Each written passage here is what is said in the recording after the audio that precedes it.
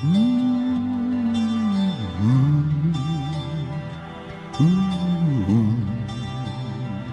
could be your angel hero. Would you wake up if I asked you to wake? This is Change the World Productions. Humanity is the quality of being human, with the power and the freedom to distinguish between right and wrong, good and evil, without impeding that in another. To possess these rights is the essence of humanity. Humanity will go on trial because man's actions have demonstrated an opposition to these basic rights. 3.5 million years ago, we think life started on the planet Earth. With rays of light from the sun, photonic energy, planet Earth will harbor and make for humanity. The sun's energy, life depends on the needed photonic energy from the sun.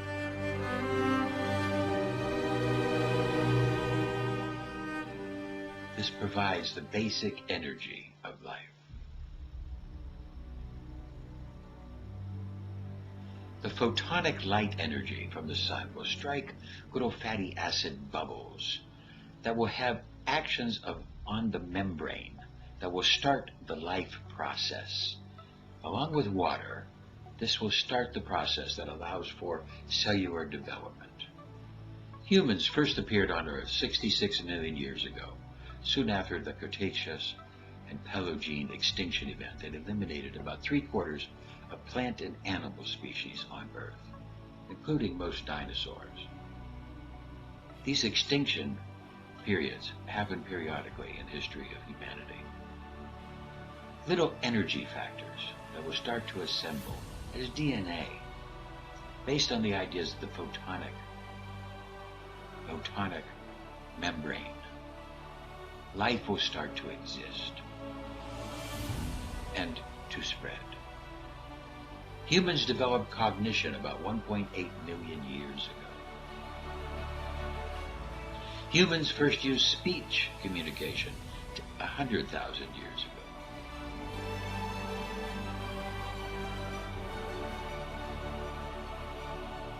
Humans developed civilization about 12,000 years ago.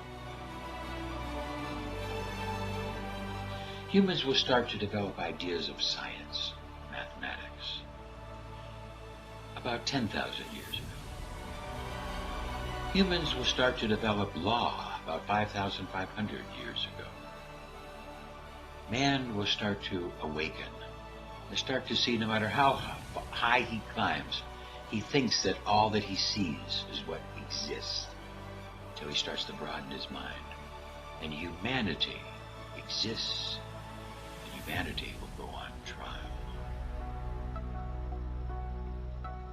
Humans will start to make weapons. Anger, fear, hatred, delusion will start to happen. And Alexander the Great will conquer the greatest force on the planet of the Persian Empire. And in so doing, he will find sugar, UFOs and sugar.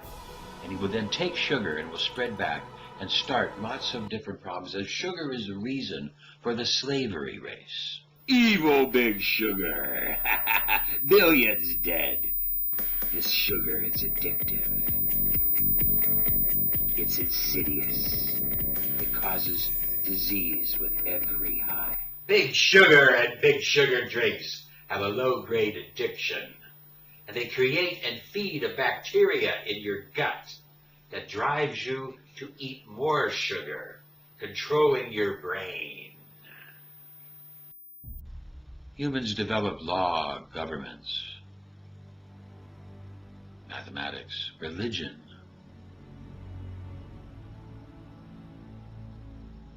agriculture, roads, travel, hatred and war will all be developed by the human race. For wherever man goes, he will have good and bad. will have kindness. He will have hatred.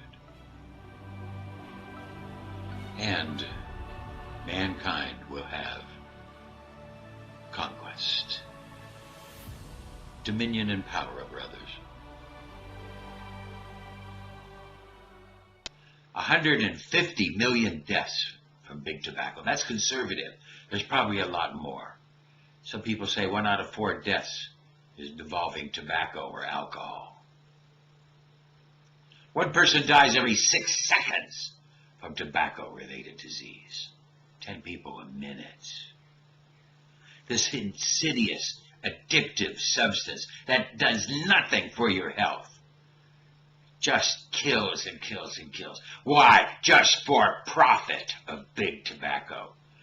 The greatest reckless endangerment you could ever do to a child is to get them addicted, but yet prosecutors look away. As 25,000 children a day are addicted to cigarettes. Man will battle with other men. Science will develop, and man will expand his consciousness.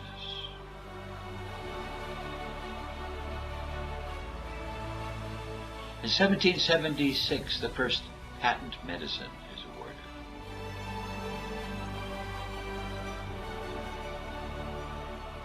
As Big Pharma starts to increase, in 1927, the first patent for an antibiotic is given.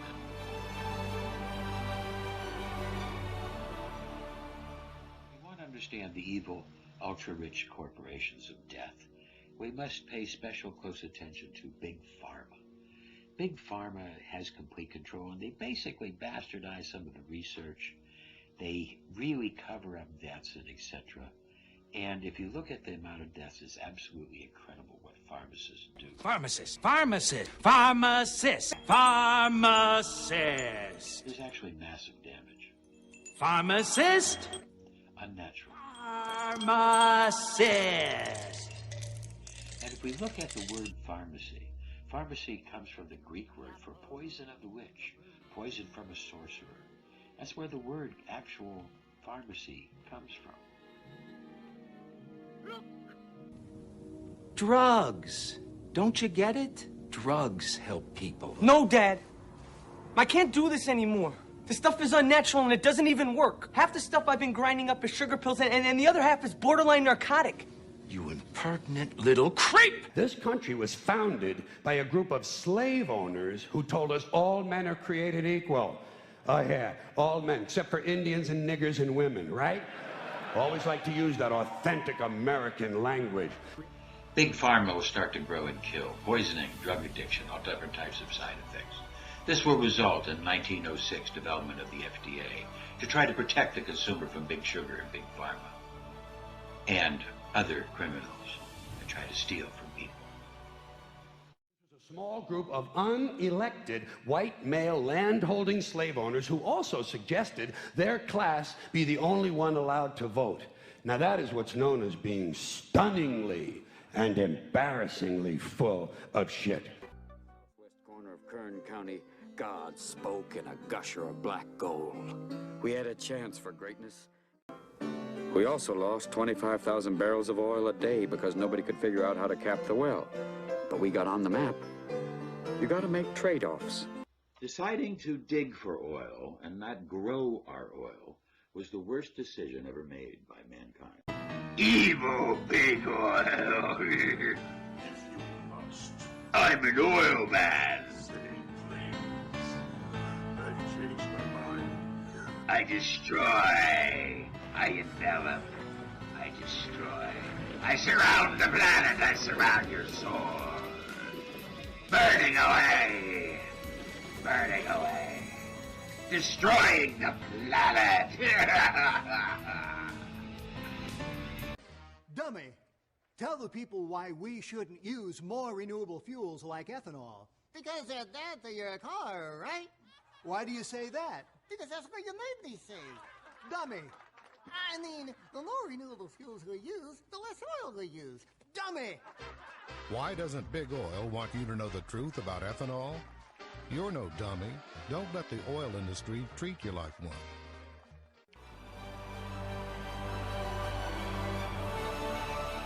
1951, the first patent for hydrocortisone will be developed. Start to develop other things that hurt people. I hate to tear you away from your video game. All right, I'm hanging up. You know the most destructive force in the universe? Sugar?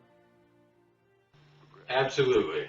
That every time you're exposed to advertising, you realize once again that America's leading industry, America's most profitable business, is still the manufacture, packaging, distribution, and marketing of bullshit. High quality, grade A, prime cut, pure American bullshit. And women, they do see things different. And the advertisers, the evil ultra-rich, like to take advantage of this. They want you to obey their commands and give a bad image to your mind. So your young daughter, your young child, is listening to things, being shaped. And sometimes they're being pushed by a society, pushed by marketing, pushed ruthlessly. You're bombarded every day with images and shapes that something's wrong with you. You're not right. You have to look like others. You have to look like this. You have to try to be different. You have to find out that you are not really right. You have to buy something because you're addicted and you're toxic. You need to buy something to be different. You need to change. You need to transform. You cannot be who you really are. Younger, smaller, lighter, fuller, tighter, thinner, softer. It really works.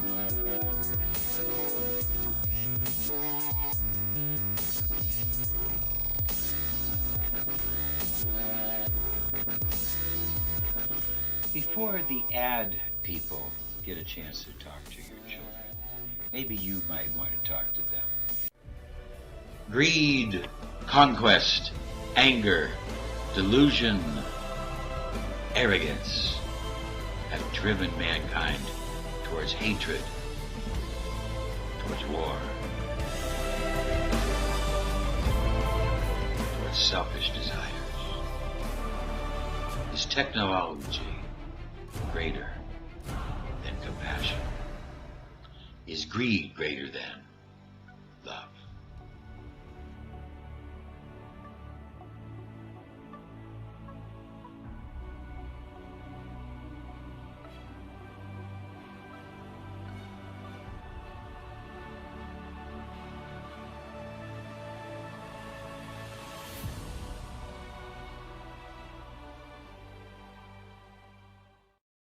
A new study has revealed the level of inequality between the rich and poor is expanding as the richest 1% of the world's population are getting wealthier.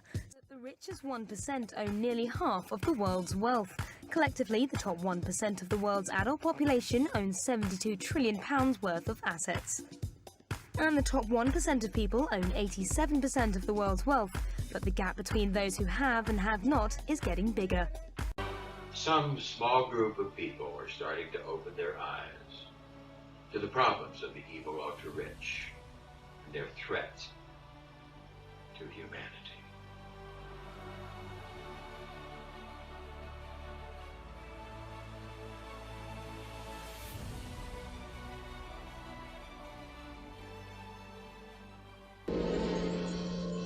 And so it came to pass that outer space convened a high tribunal to see whether mankind was worth saving.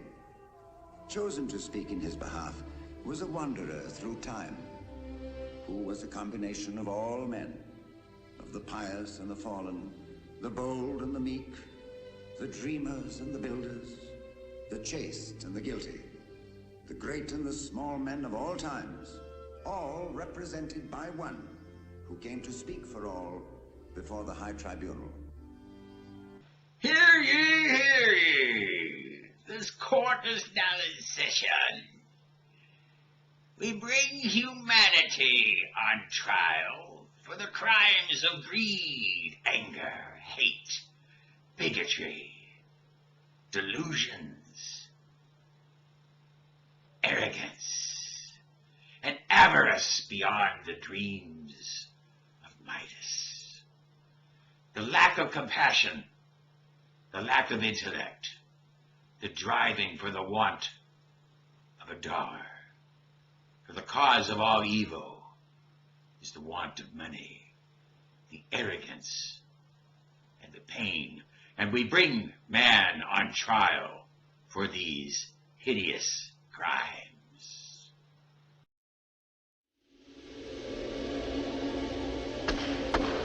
Who interrupts? Order! Order in the court.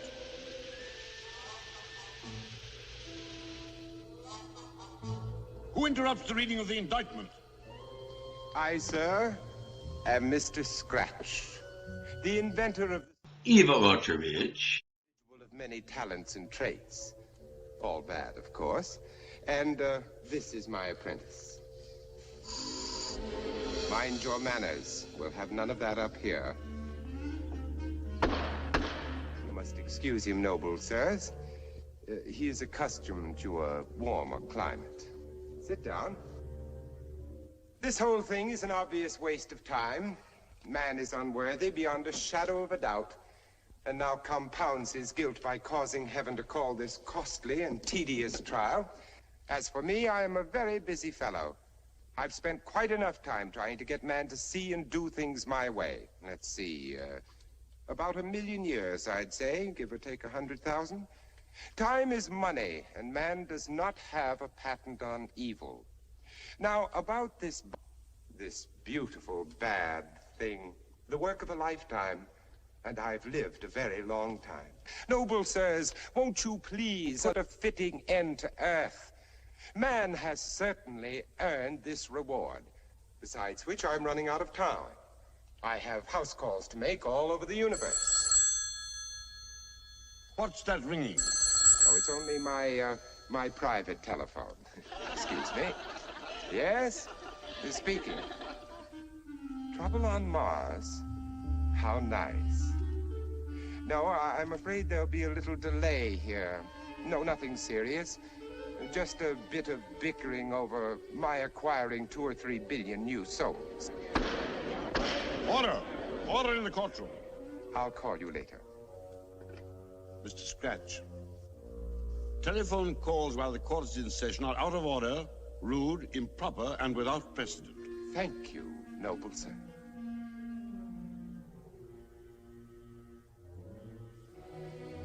Proceed, clerk.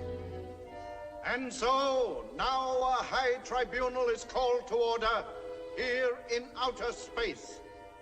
It could hardly be held in heaven. Objection. Order! Call the first witness. Adam to the stand. Adam! My lords! Order! Order in the courtroom. Who interrupts the court? I, sir. Adam begs to be excused. He is indisposed. I suppose the after effects of eating the first apple haven't quite worn off yet, eh?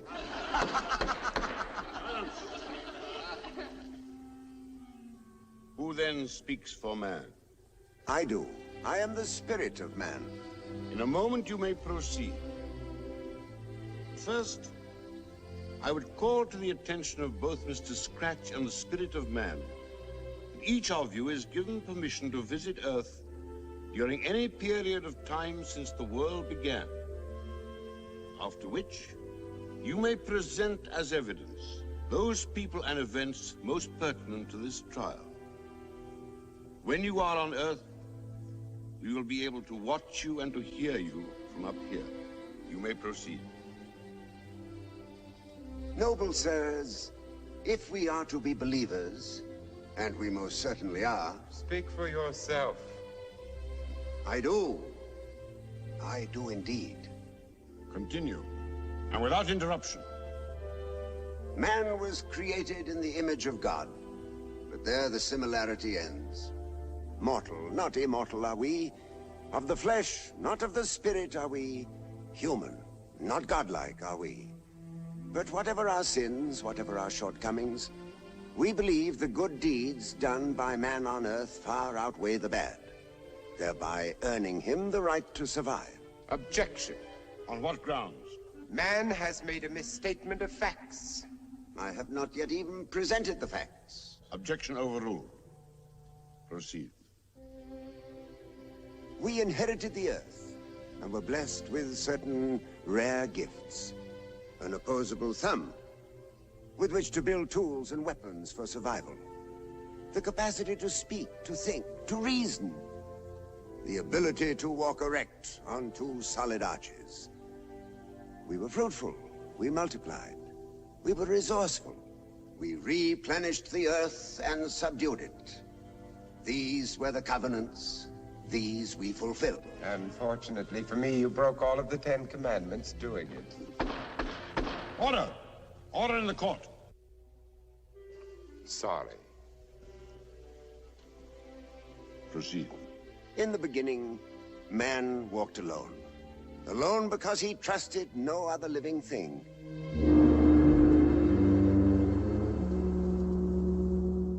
The foe was the forest and all that was in it. Self-preservation came first. Kill or be killed was the fundamental law.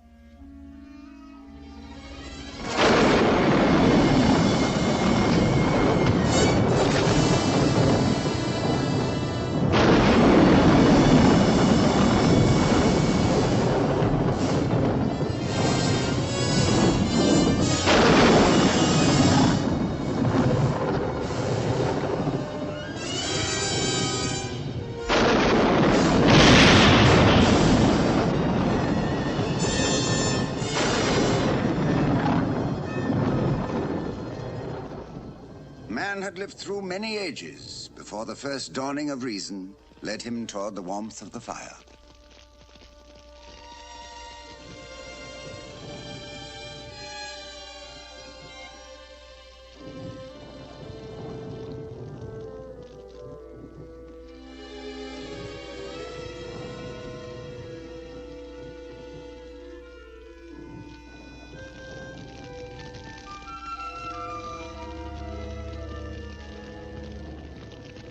After an infinity of groping in the darkness, man was beginning to find some answers, to understand the values which lay in group living and mutual assistance. Even you would admit that man was beginning to reason.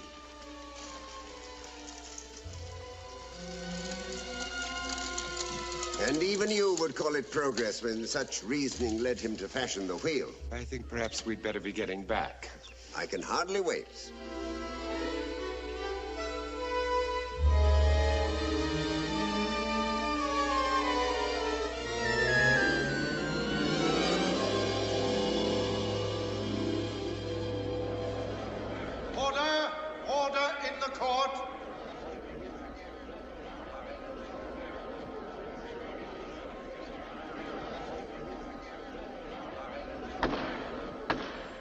The business of this tribunal will proceed. You may continue. And so, noble sirs, as you have seen, man had now begun to learn the meaning of social consciousness. And that was the beginning of his downfall.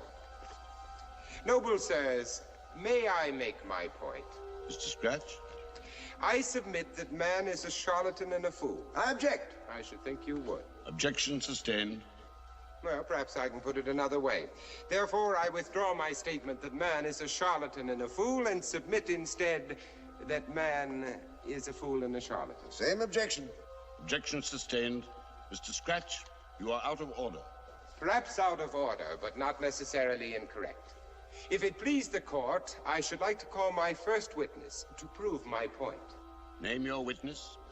I call Khufu to the stand. Clerk, call the witness. Khufu to the stand!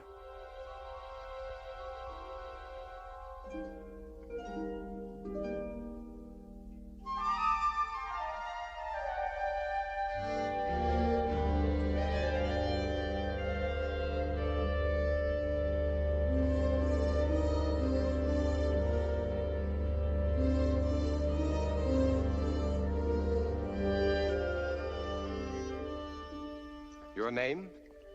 Khufu. Occupation? Pharaoh. Where? Egypt. When? About 5,000 years ago. It seems like only yesterday. Have we ever met before? We have. Would you mind giving me the particulars? 'Twas long ago. You promised me immortality. And you believed me? I had no reason to believe you would not keep your word. Please tell the court exactly what you gave me in exchange for this promise of immortality. The souls of 1,000,000 men. I object, on the grounds that no man, not even a pharaoh, could commit the souls of 1,000,000 men to the devil. That's precisely the point I mean to make. No one villain can affect mankind unless mankind itself supports and encourages his villainy. Here is a case in point. This man could and did commit the souls of 1,000,000 men to the devil because they wanted to be committed. If it please the court, I should like to return to Earth in the time of ancient Egypt to show just how he did it. You have the approval of the court. You may proceed to Earth. We will be watching you. If you'll follow me. I won't need that. It's your kind of climate, isn't it?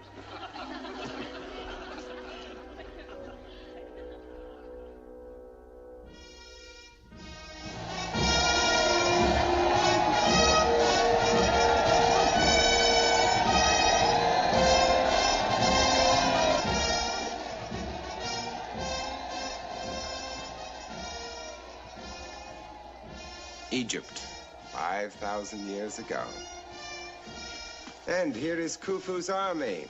Coming back from their victory over the Nubians. A beautiful, bloody victory. There's my witness, Khufu, the pharaoh, the mighty one. To whom you are indebted for the souls of 1,000,000 men, or so you say. Yes. Look at all those others out there cheering him wildly. Who is it but man himself? Who started off so well. But what has happened to him now? He's become nothing more than a rooting section, bellowing his throat hoarse in support of his favorite hero. Master and ruler of all the lands of the upper and lower Nile, Lord of all mankind in the realms of the sun and of all people. Enough. I traveled far, leave me.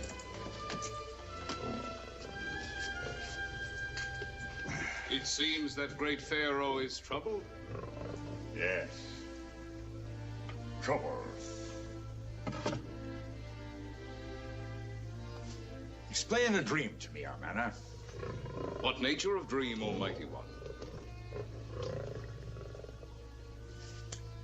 It's come to me 7 times.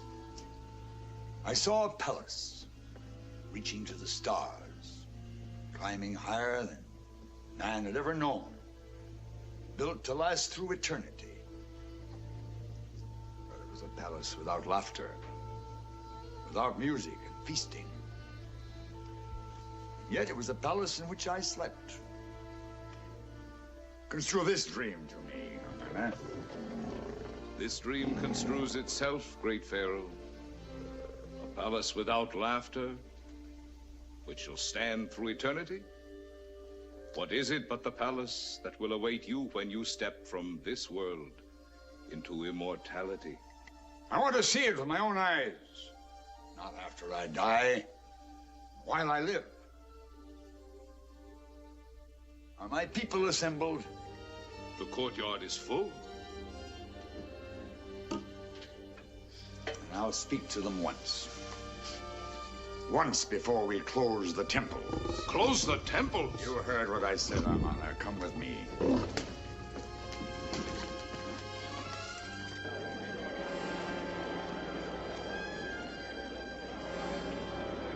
Silence! Silence for the God King Khufu. From this day on, one and all, priests, freemen, and slaves, will dedicate their lives and bodies to the building of my palace of immortality. Pharaoh. It will reach to the skies, the greatest pyramid on earth. Let them come in their thousands, in their hundreds of thousands, from all the corners of our land. Let some cut and drag the stones from the quarries, until my pyramid of Giza is the miracle of the ages, built for all of time with a nation's blood.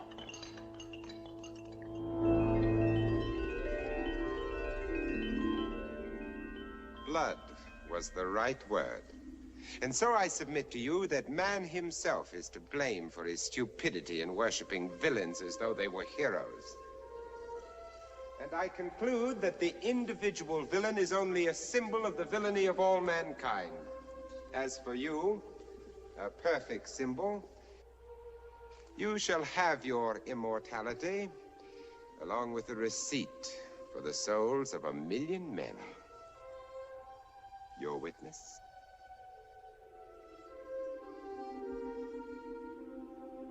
Have you ever heard of a countryman of yours named Moses? I have not.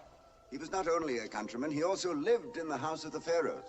He was, in fact, on the way to become a nobleman of pharaohs, but not impressed with the splendor, the dissipations of the court. He chose instead to become a simple man of God. Do you infer, sir, that I was not? I do more than that. I proclaim you godless, for only a godless man would make a deal with the devil. I object. No, you don't. You agree or you'll lose your immortality. I agree. I should like to interrupt here and address myself to man. Just what do you hope to gain by this line of questioning? Noble sirs, it is the devil's contention that no one man can be villain enough to affect mankind unless mankind as a whole supports and encourages that villainy. I concede the point. I accept the victory. Not so fast. In making the concession, I insist that it works in reverse as well. No one man can be good enough to affect mankind unless mankind as a whole supports and encourages that goodness. Now, the great men of the world, and they have been countless... Objection. That is opinion, not fact. Sustained. I'll reword it. The great men of the world could not have been both great and good unless mankind wanted to support that goodness. I intend to show that man's inherent goodness is strong enough to rise above the bad, even if both are born in the same place, as Khufu and Moses. One a pharaoh, the other destined for almost as high a post, but there the similarity ends. No more questions. The witness may stand down. Oh, by the way, your receipt for those souls.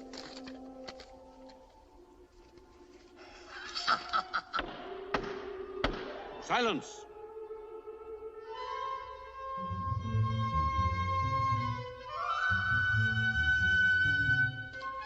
The spirit of man will continue.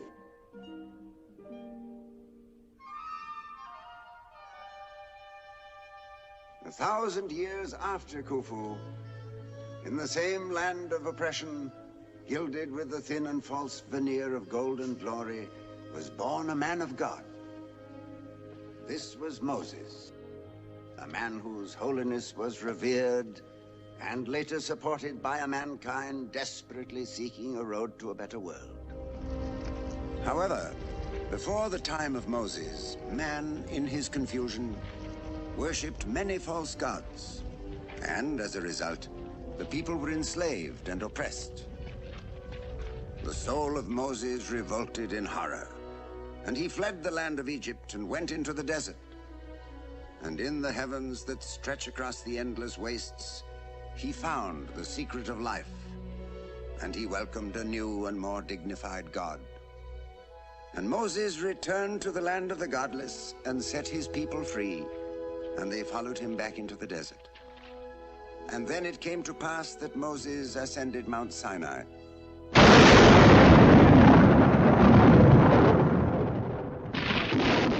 I am the Lord thy God, which have brought thee out of the land of Egypt, out of the house of bondage.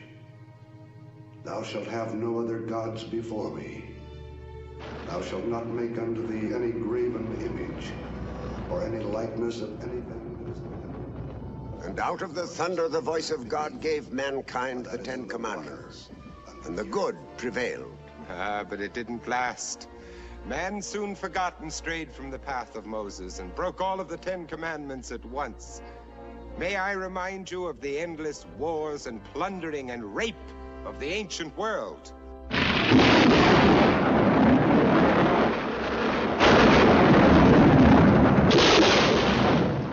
don't have to make so much noise and try to frighten me. I was only proving a point. Take, for example, the Greeks and the Trojans, who fought a pointless war and went completely mad over one woman, Helen of Troy. And your pious story of a one God and the Ten Commandments is really quite ridiculous. Why, this ancient civilization worshipped hundreds of mythical gods, and their god of war probably roared with laughter as he played nation against nation over the face that launched 1,000 ships. The face of Helen of Troy.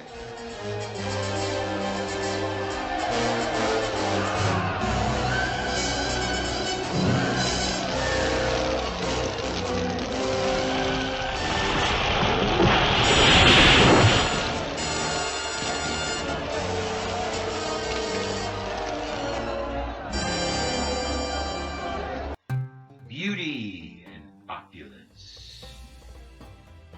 As the rich got richer, the poor got poor. People concentrated on beauty and selfishness, like Cleopatra, what she did to win the hearts of men, and caused her country to suffer.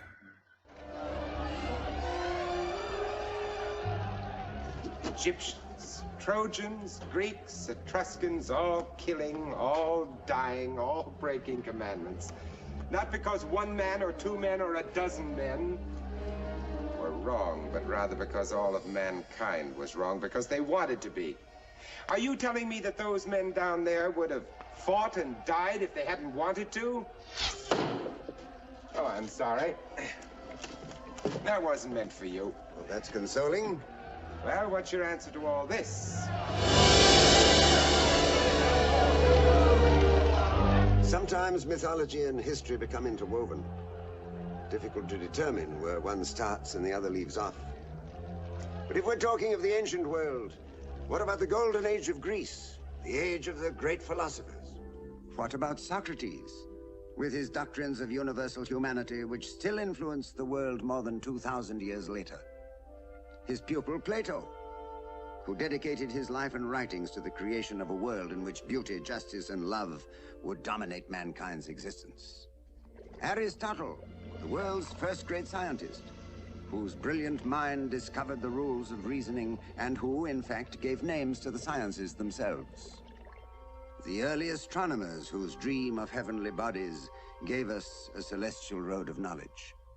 The master artists of ancient times, the incomparable sculptors and their breathtaking creations, and finally, Hippocrates, the father of medicine. Doctor, what can I do? The cough racks his body day and night. Perhaps if I were to sacrifice the oxen... Sacrifice? Nonsense. If you would put your oxen to good use, let them take this man of yours up into the hills, where his cough-torn lungs can breathe clean, fresh air. But he perishes because the gods are angry. He perishes because we live in a world full of superstitious fools. It isn't the gods that make a man sick or well. The gods could strike you dead for saying that. Perhaps they will, but I'm sure they won't strike me with a bellyache. That's heresy. Nature follows certain definite laws, which can be observed, and the course of a disease may be more or less predicted. But your help is needed.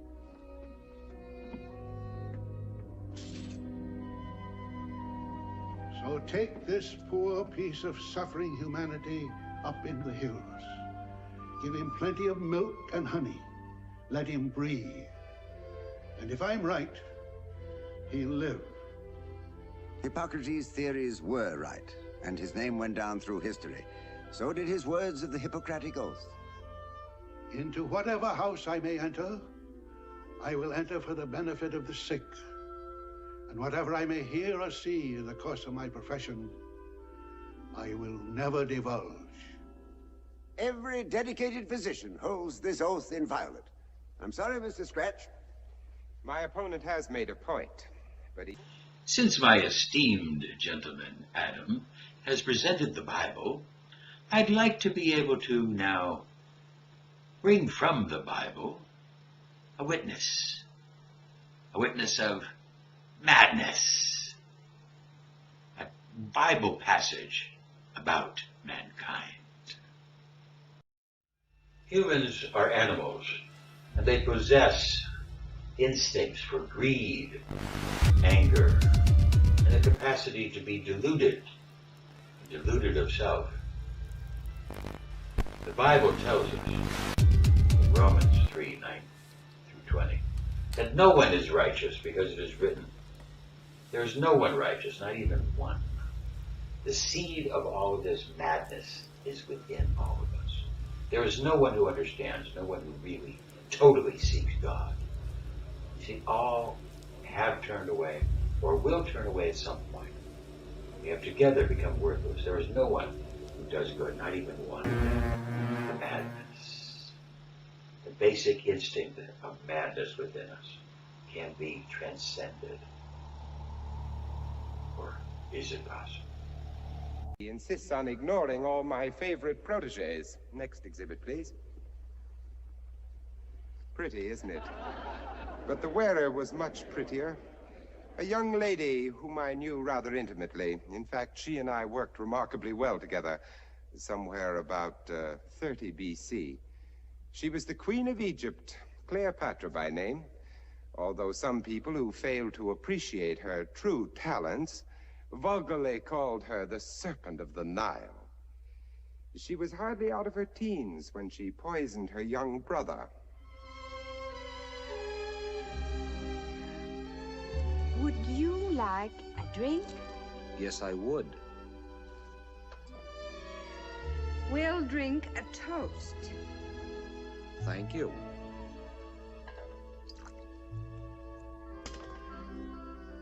To us.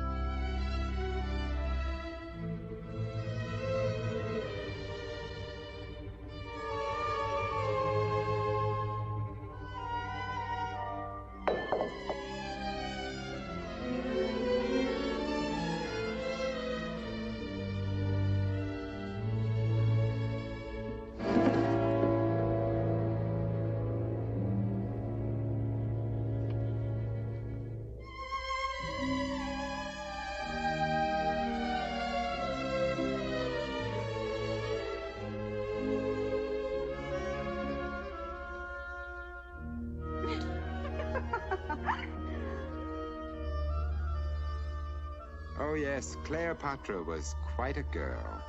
But murder by poison was only one of her indoor hobbies. She was mad about jewels, and shortly afterwards she picked up with a jewel-giving gentleman who was old enough to be her grandfather.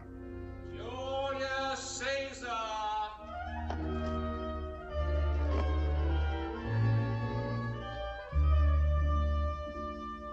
Cleopatra. Caesar.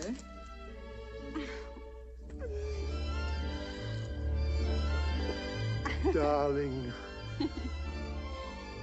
Cleopatra not only picked up with Caesar, but picked his pockets as well. See what I have. She didn't really need the money. It was just her way of keeping in the practice of fleecing lovers. And Cleopatra had plenty of lovers to fleece. She even persuaded one Roman commander to go to war against his native land, but double-crossed him at the last minute and ordered her galleys back to Egypt. This bewildered Roman was Mark Antony. Wait here.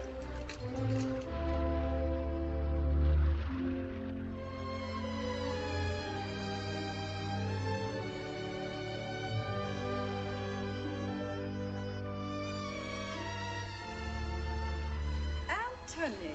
Cleopatra, why did you turn your ship from the fight? I believe the battle to be lost.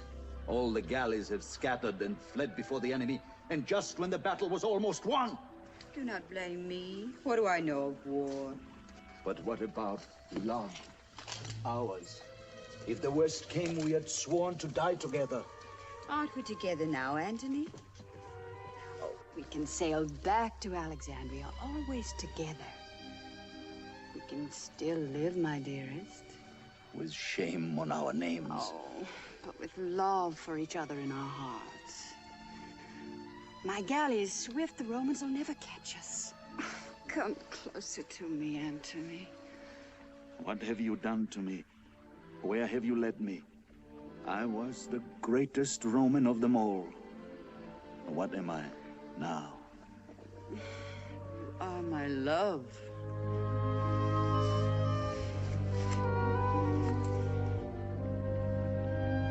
Little Cleopatra should have said, "You were my love," because she already had ideas about double-crossing him, ideas of making a deal with the Romans, her own safety in exchange for Antony's life. As for Antony, his traitorous act bedeviled him and he planned revenge.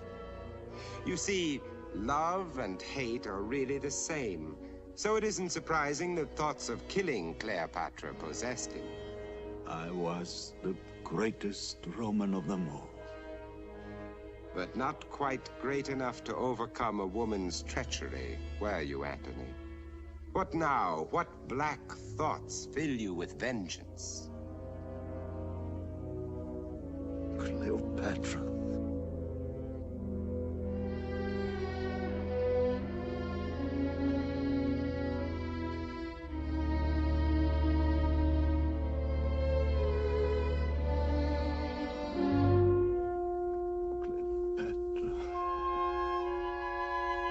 Antony's sacrifice was wasted, for Cleopatra soon suffered a similar fate. You see, suicide was not only fashionable, but necessary when the Romans finally double-crossed her. Oh, speaking of suicide and murder, when it comes to pets of mine whom man has encouraged, we mustn't forget Nero, one of my most talented disciples.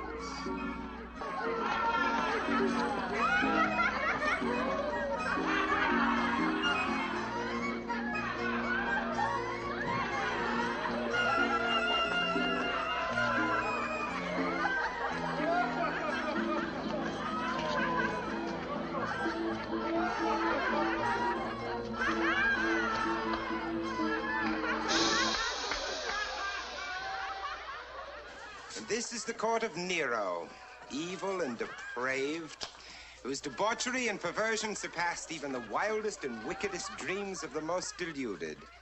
And this is Nero, nursed on a witch's venom, twisted by endless orgies. This madman knew no end to violence, no limit to lunacy.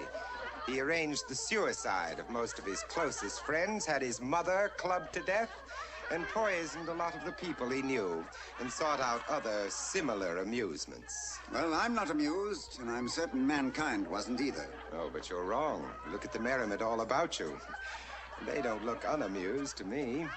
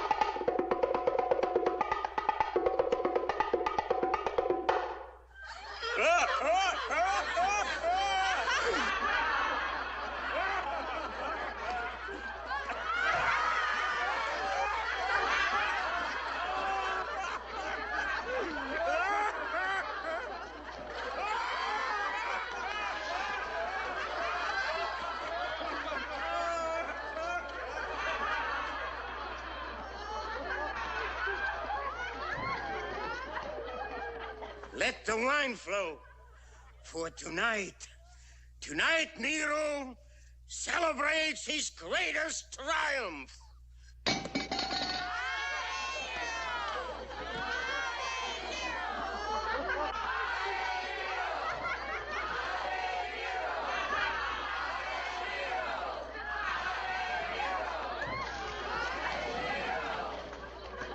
Now, if you'll follow me out onto the balcony, you'll see this madman's greatest folly. I need no further proof of Nero's lunacy. Besides, he was only a mad moment of history. Perhaps. But I want to prove the lunacy of all mankind. May I show you the way?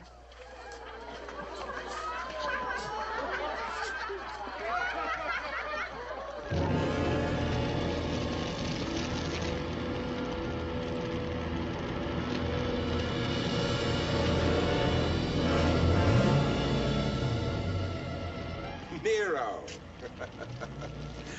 Oh, a charming fellow, Nero.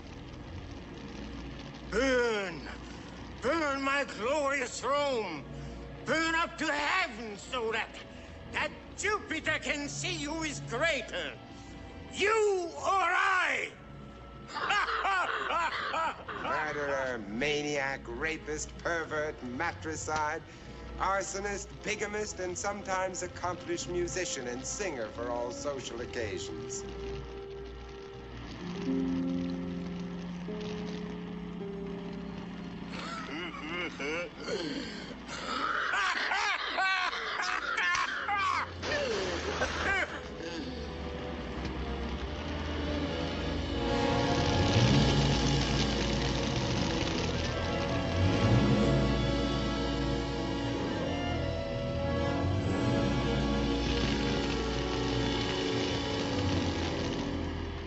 This was Nero, whose depravity and lunacy could not possibly have been foisted upon mankind, had mankind not been content and willing to accept it.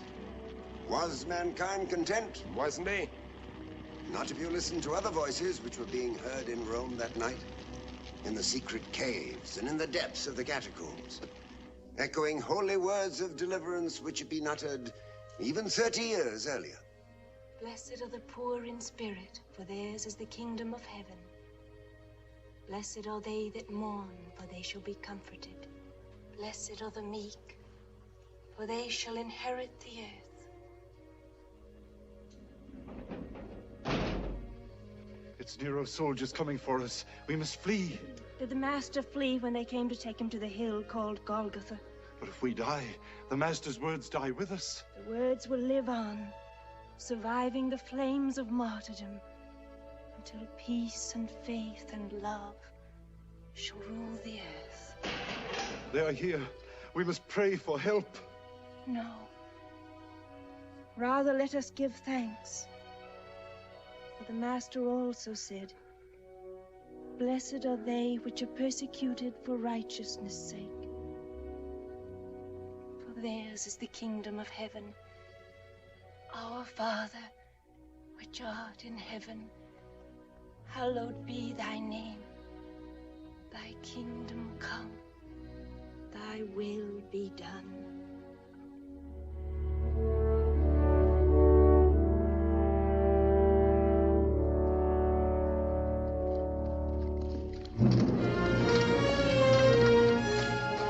Christian, come with us.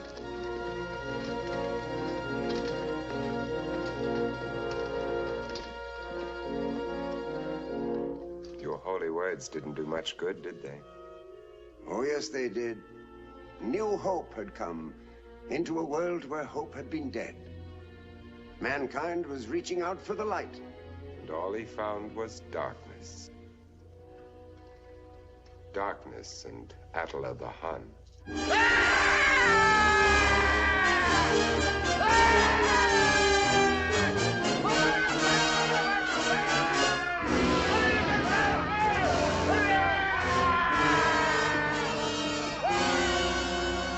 Atlas swept across the known world, destroying everything that thousands of years of progress had achieved. He burned and pillaged, trampling cross and blade beneath his hordes of destruction.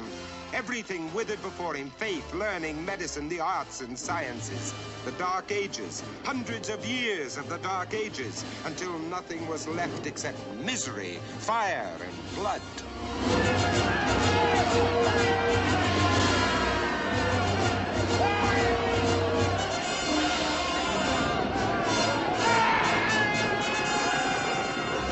Yes, it's true. Half the world had died. But civilization itself was not dead. It still lived on through hundreds of years of desolation, ignorance, and brutality. And very slowly its pulse beat was gathering strength again. Much of that period is only legend. The tales of King Arthur and his gallant knights, and the saga of the glorious quest of the Holy Grail. True or false, at least the legends proved that faith had not been entirely forgotten.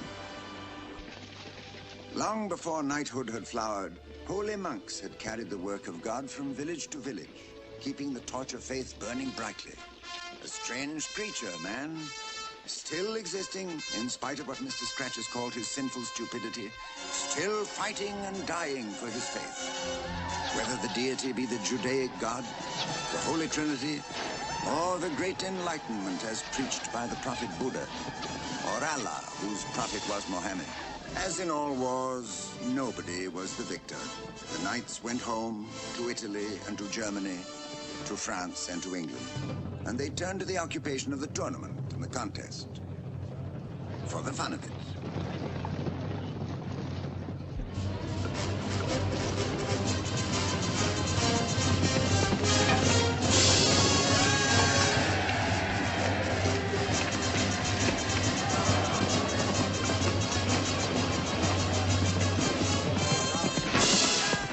Just like that. Well, maybe it wasn't always fun. But he developed something else too, because one day, after hundreds of years of lawlessness, he brought back the basic principles of law at Runnymede in England, when the barons forced King John to sign the Magna Carta, the provisions of which were to become the cornerstone of law, order, and civil liberty.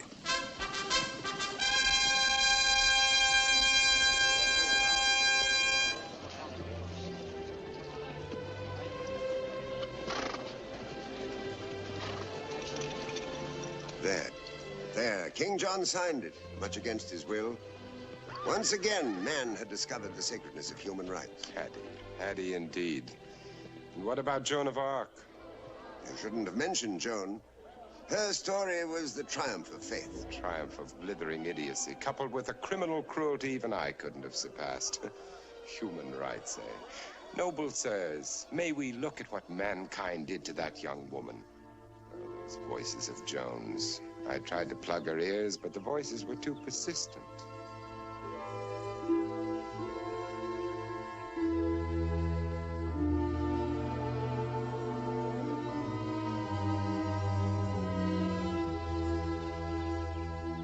Joan? Can you hear me, Joan? This is the voice of St. Michael. Your country is waiting for you, Joan. Go to Prince Charles. Tell him you will lead his army in the name of God, and you will raise the siege of Orleans. You will save France. So Joan went to Prince Charles, and he believed her tale, and gave her command of the army. The effect was quite startling, all things considered. Word of her valor spread like wildfire, inspiring a beaten nation with new fervor. And soon men were flocking to Joan's standard from every corner of France. From every vineyard and street corner they followed, escorted by priests, but ready for violence. You will raise the siege of Orleans. You will save France by attacking. We can win by attacking. Attack! God is with us. Joan raised the siege of Orleans, and thanks to that, Prince Charles was crowned King of France only 2 months later. Joan continued to lead her armies in their quest for freedom. True, she did have courage and faith. But when she led a sortie against the soldiers of Burgundy, she was taken prisoner. Take a good look at how her faith and courage were repaid. Joan was tried by a court in the castle at Rouen. A court that condemned her before it even convened. Get on with the burning! Put an end to this trial!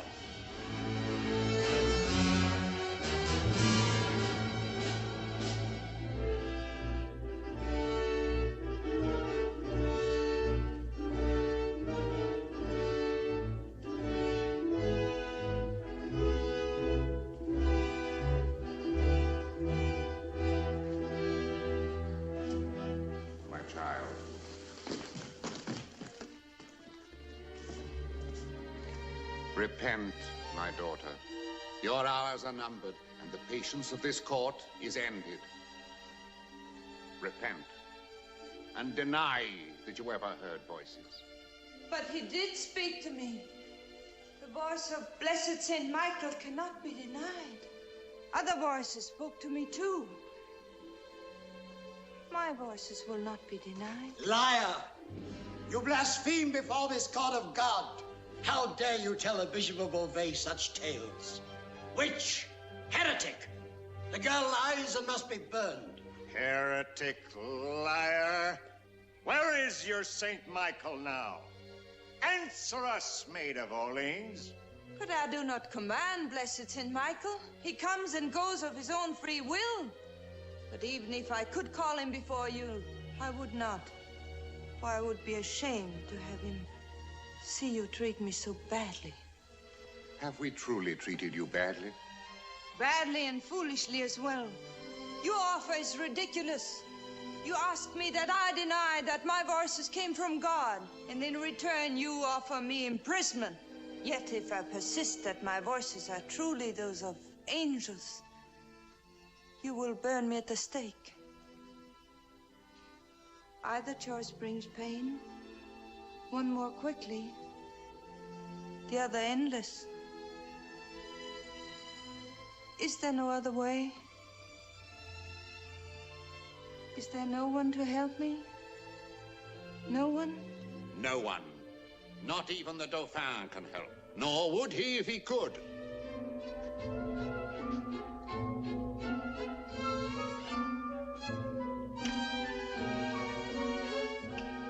Charles! Prince Charles! Will you turn from me too? Then there's truly no one left for me. Saint Michael. Oh, blessed Saint Michael. Have you also forsaken me? Poor Joan, burned at the stake. The truth she spoke meant nothing. The stake was a symbol of man's greed, selfishness, and above all, of his lack of faith.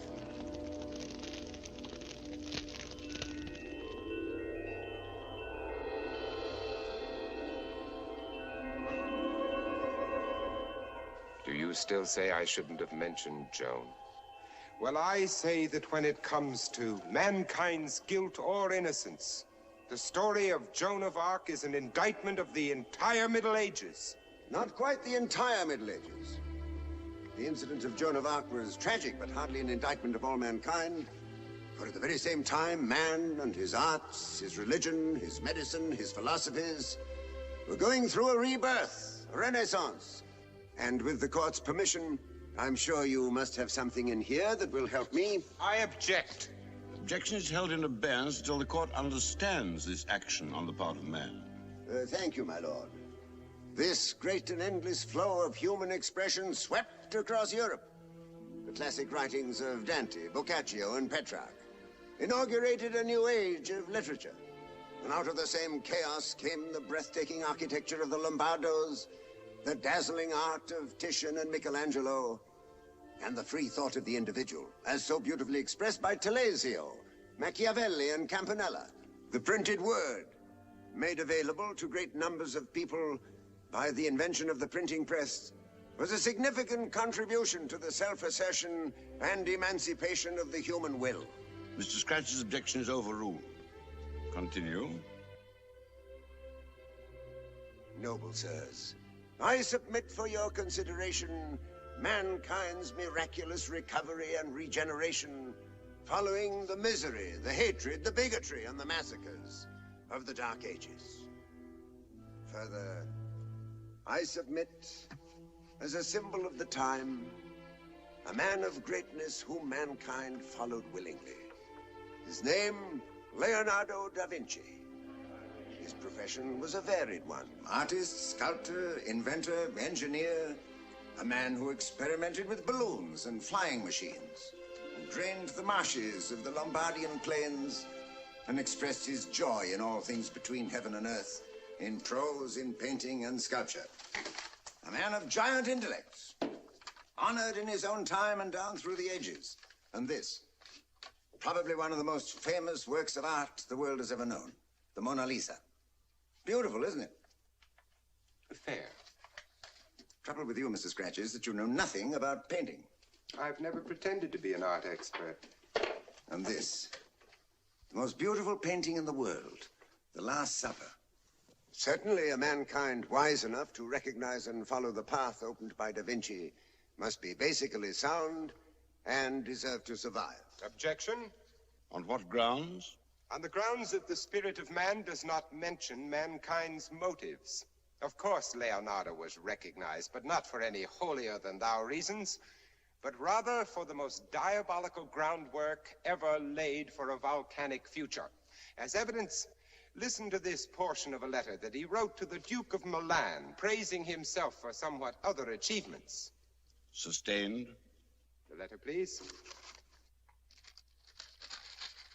Most illustrious Lord, having seen and considered the proofs of all masters and inventors of instruments of war, I am emboldened to put myself in communication with your excellency in order to acquaint you with my secrets. I have plans for making cannon, convenient and easy of transport. I have plans for constructing engines suitable for attack. I can make armored cars, can supply catapults. I have plans for destroying every fortress and other stronghold. The exhibits, please. As further proof, these were all made by Da Vinci. Can anyone deny that every war maker owes Leonardo an eternal debt of gratitude for these so-called achievements? Designs which set the stage for the machine gun and the tank. Is it to mankind's credit that he enshrines this alleged genius who envisioned atomic destruction? Can my colleague answer that? Mr. Scratch gives Da Vinci more credit than that great scholar would desire. A man of gentle and thoughtful ways, he hated violence and war, but certainly did not hesitate to use his talents to combat your diabolical schemes. Furthermore, can you deny the great influence that such daring dreamers exerted on venturesome people like Christopher Columbus? And so, Father, the ship sails east from Spain over a long and tedious route, and finally, after much travel, it lands in the Indies. Now, just suppose it were possible to reach the Indies by traveling in the opposite direction, west instead of east. And just suppose the route was shorter and more direct. Impossible. Impossible. Yes, but why? I'll show you why. Only madmen would sail under your command. You would sail right off the end of the earth into a dark abyss. Boom! No more ship. But suppose, Father, there were no end of the earth, no dark abyss. Here. Suppose this is Spain, and suppose these are the Indies.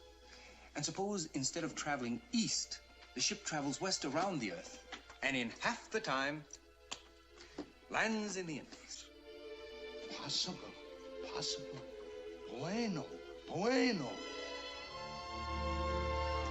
And so the orange became the earth, and the single ship became a full expedition. The spirit of adventure, exploration, and discovery, fought for and experienced by Columbus, opened a new territory, half again as large as the world already known.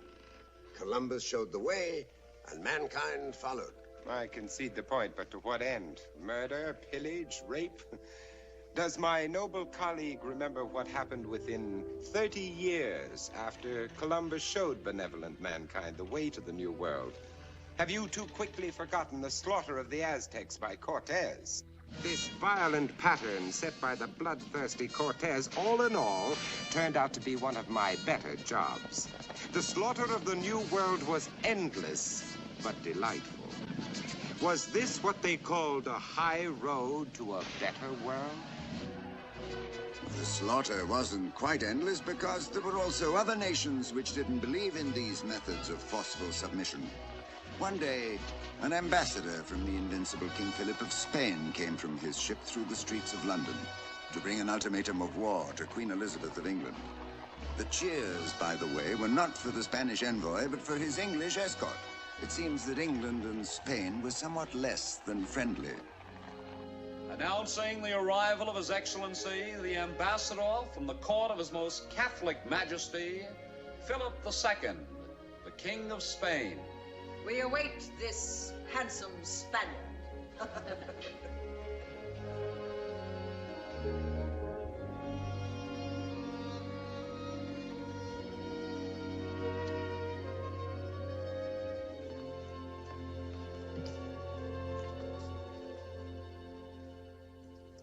Your Majesty, King Philip has been most tolerant. No nation on earth can stand against Spain, yet your little country flaunts us at every turn. You have aided the rebels in the Spanish Netherlands. Our dominions in the Americas are subjected to rage by your pirates. Pirates, sirrah? I refer to your captains, Drake, Frobisher, Grenville. These captains sail in the name of England. Then I suggest you command them to retire to English waters, for the oceans belong to Spain. Just as the Americas belong to Spain. Is that your meaning? The Americas are ours by right of conquest. And have you also conquered the fishes of the sea? It pleases your Majesty to joke. No, sirrah. No joke. Speaking for my little England, home port of pirates and marauders, I say I believe the sea should be free to all nations, to sail and trade in peace. And, sirrah, you may tell your king, I shall not command my captains to withdraw. Madam, I must make my meaning clear. Concur with King Philip's wishes, or you will be faced with an armada of fighting ships greater than the world has ever known.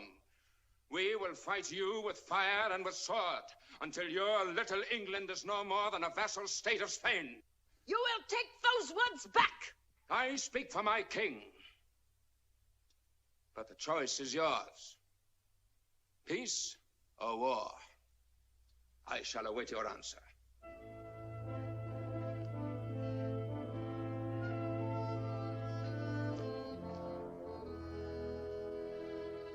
I would be alone. Where is that actor poet that was brought to our court?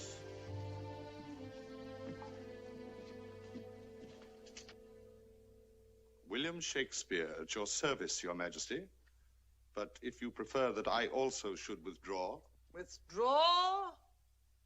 That is what Spain would have me do. Hide me head like a snail in a shell. These are affairs of state, ma'am. I am but a poor player.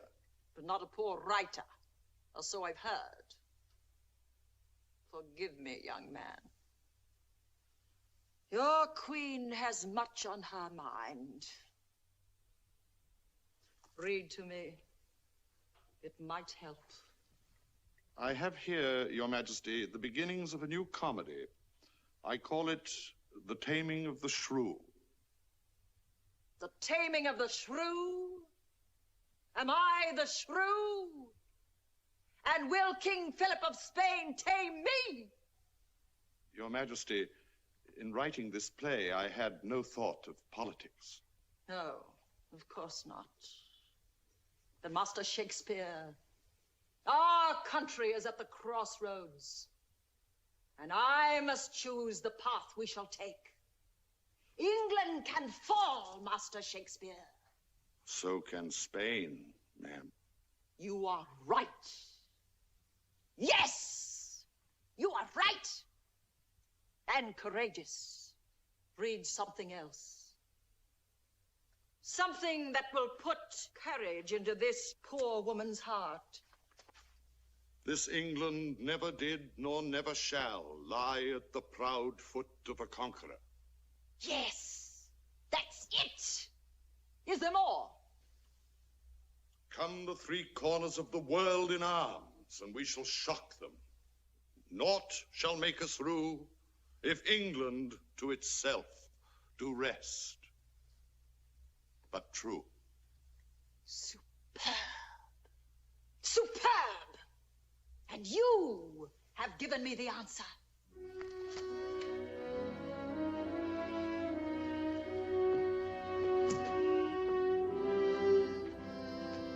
The answer was to fight. The Spanish Armada sailed against England and suffered a defeat which altered the history of the world. Because, with the power of Spain broken, the seas were freed from her domination. And this freedom opened a new world through peaceful settling, not slaughter. The colonists who came to Jamestown in 1607 under Captain John Smith were farmers and businessmen, not pirates and cutthroats. They were men of honor, interested in the development of the new world. They cleared the forests, built homes, started a new, happy existence. This was mankind living up to the covenants. My colleague paints the prettiest pictures. Not accurate, but pretty. What peaceful settling of the new world was man describing, which omits the outrageous stealing of land from the Indians? What men of honor was man referring to when he fails to mention the foul-smelling crime of slavery? I do not recognize that the freedom of the seas or the colonization of the new world brought any special glisten to the halo of mankind.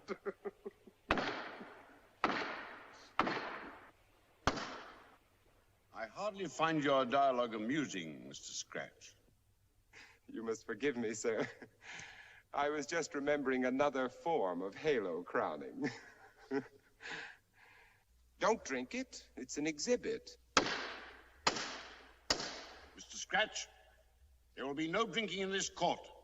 Oh, 1,000 pardons, sir. I had no intention of drinking it either. I merely wished to illustrate a point. Proceed. With care. If memory serves me right, even mankind itself during that Elizabethan period was a bit dubious over the angelic aspects of this adventure into the new world. Sir Walter Raleigh, that gay poet, explorer, sailor, whose bravery did as much to open the new world as any other human being, was he not beheaded for his noble efforts? That was hardly the way for mankind to show its gratitude. Your sense of humor is macabre. Were you laughing over Sir Walter's unpleasant demise? Well, I did indeed find that a bit funny. But funnier still was an incident which occurred while he still kept his head. It was at the court of Queen Elizabeth. Raleigh's shocking display of the art of pipe smoking horrified English royalty. Sir Walter Raleigh! Oh, Sir Walter's afire! Some reward for a man who helped settle the new world.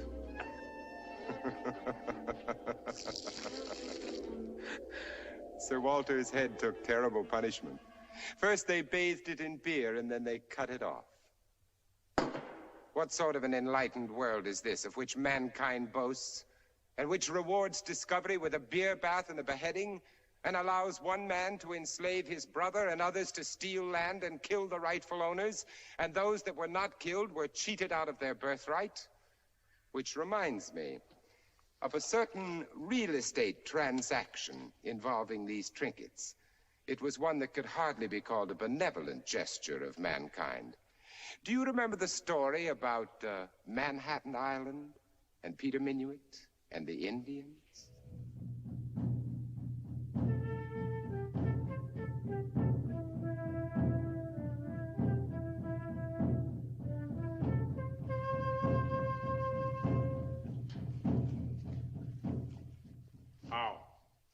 3 minutes and leave him in the shell. What? No, not what. How?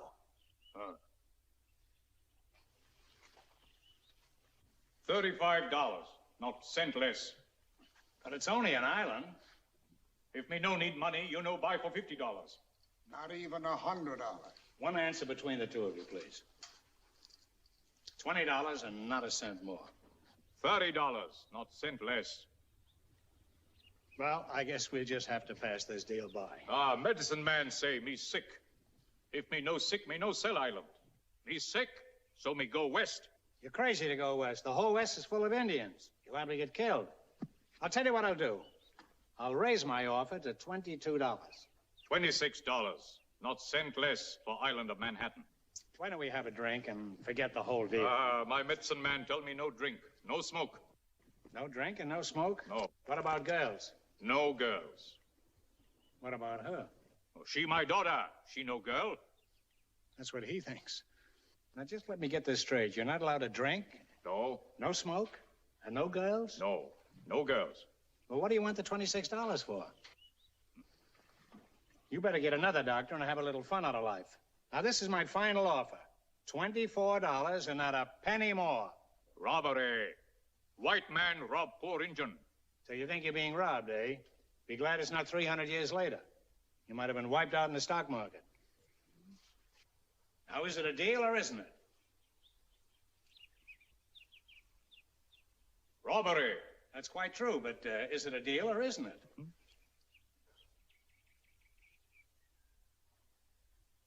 Deal. Good. Shake. You, Laughing Water, turn around.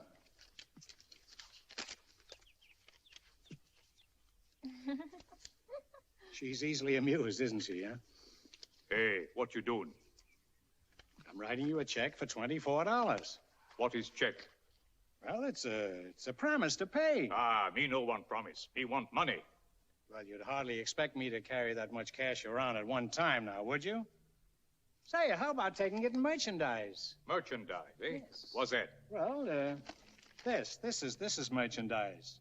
Valuable jewels from way down upon the Swanee River. Oh, she ought to be in show business. All right, I take deal. Now, wait a minute. I got to have these tags for my income tax returns. These tags are very valuable. Tags valuable? I'll say. Me take tags. You take jewels. Chief no fool. No wonder you're the chief. With a brain like yours, the white man hasn't got a chance. How? 3 minutes and leave him in the shell. Laughing Water, come. We go west. Way down upon the Swanee River.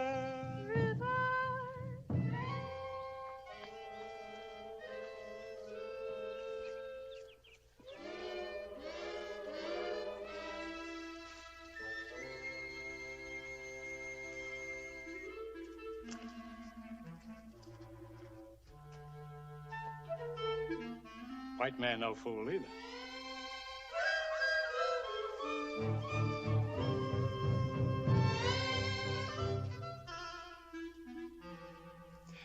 Manhattan Island, grabbed from its Indian owners for $24 worth of junk. What a jip. And history didn't tell the whole story. Minuit wound up not only with the island, but with the Indian girl as well.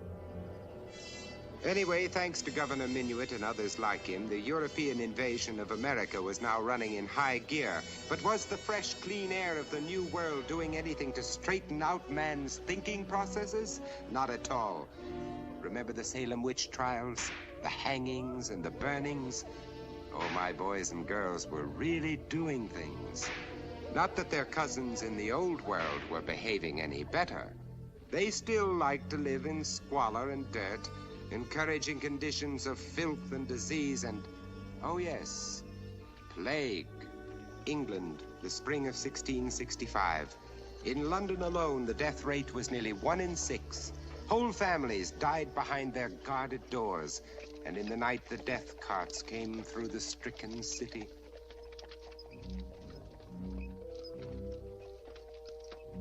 And who was to blame if not man, who still refused to learn that cleanliness is next to godliness? And it wasn't my place to teach him. If it hadn't been for an outbreak of fire in London's Pudding Lane, the Great Plague might have wiped out England's entire population. But the fire came, consuming churches, prisons, bridges, homes, and incidentally, much to my regret, burning out the plague spots themselves.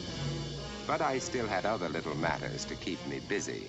Even when man left dry land, he wasn't any better. He had achieved a certain freedom of the seas, but the seas were no safer now than they'd been 100 years earlier, because some of my very best disciples were on the rampage. Oh, great days. Boarding, burning, keel hauling, walking the plank. Believe me, for homicidal mania and unmitigated villainy, the 17th and 18th centuries hit a new low. But also a new high, because there's another side to the picture. The great discoveries. Some of them made by mere chance. Let me show you. It's possible that Isaac Newton's revelation of the laws of gravity may have been more painful than he reported. For here's what happened when Newton went strolling in his apple orchard. Newton was somewhat less than fond of apples, but what happened that day almost made up for Adam's fiasco with the same fruit.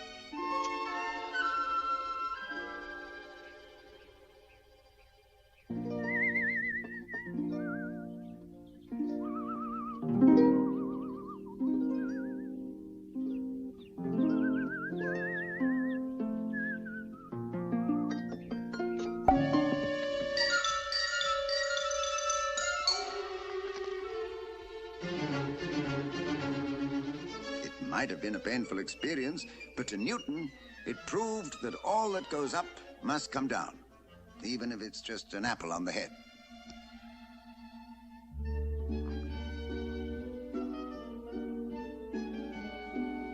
But you must remember, all this happened long before the invention of applesauce.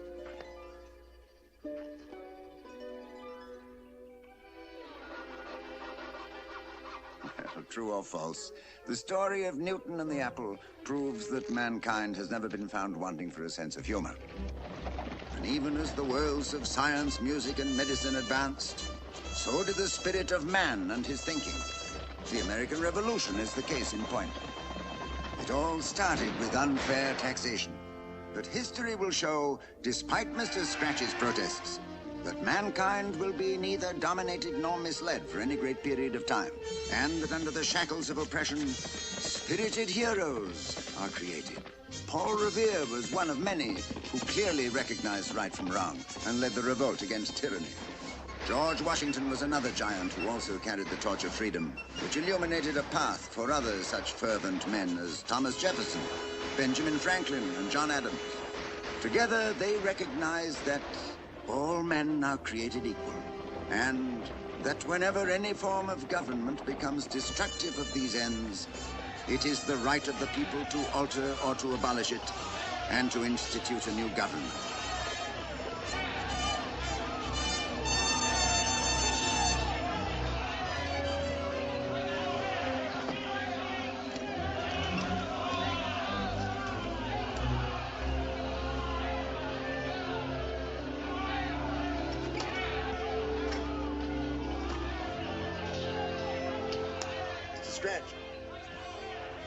Mr. Scratch?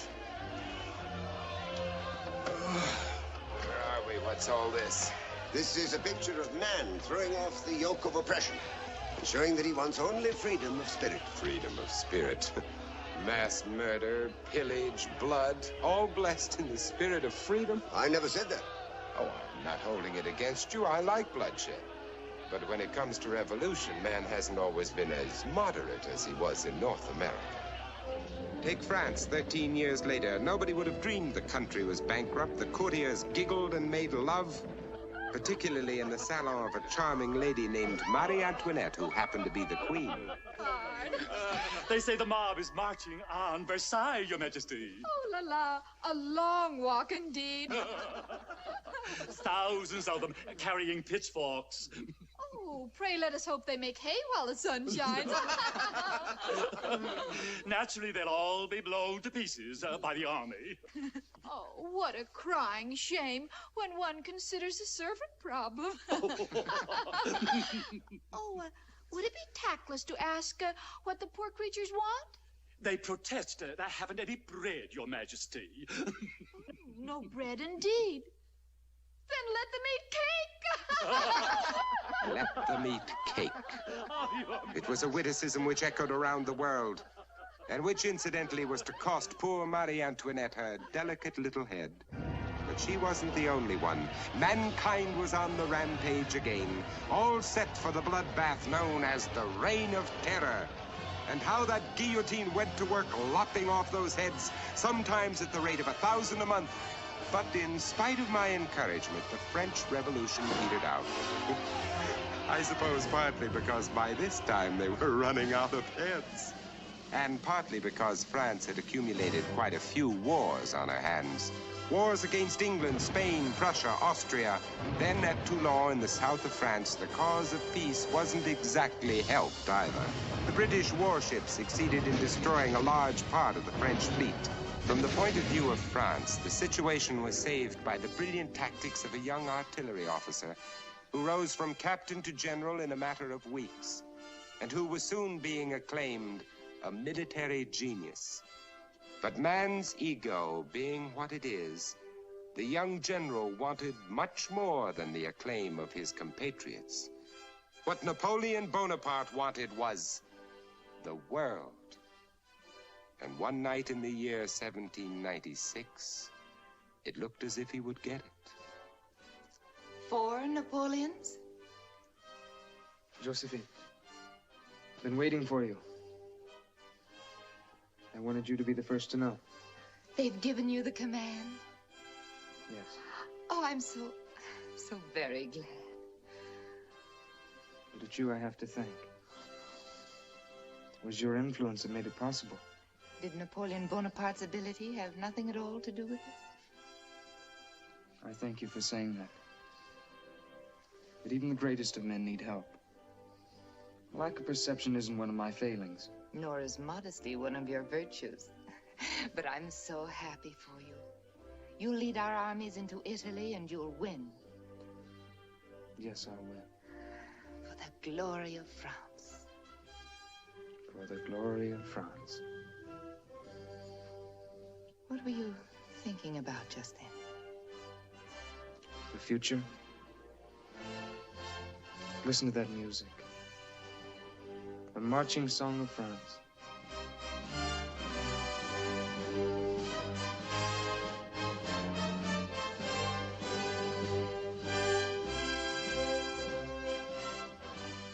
Yet one day it could be the song of the United States of Europe. Italy, Prussia, Austria, Spain. Yes, and Russia and England, too. All marching under the same banner. With you as the commander-in-chief. There's a higher rank than commander-in-chief. What rank could be higher? Emperor. No. We fought a revolution for liberty and equality. Our nation would never give up what it's gained. Our nation is made up of people who are in it. People are emotional and easily led. But a king has to be born. Yet an emperor could be elected. Only if the people wished it. You're right.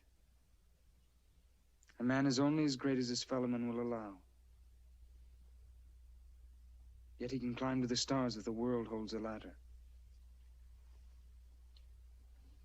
I'm afraid for you. Don't be. I know exactly where I'm going and how far.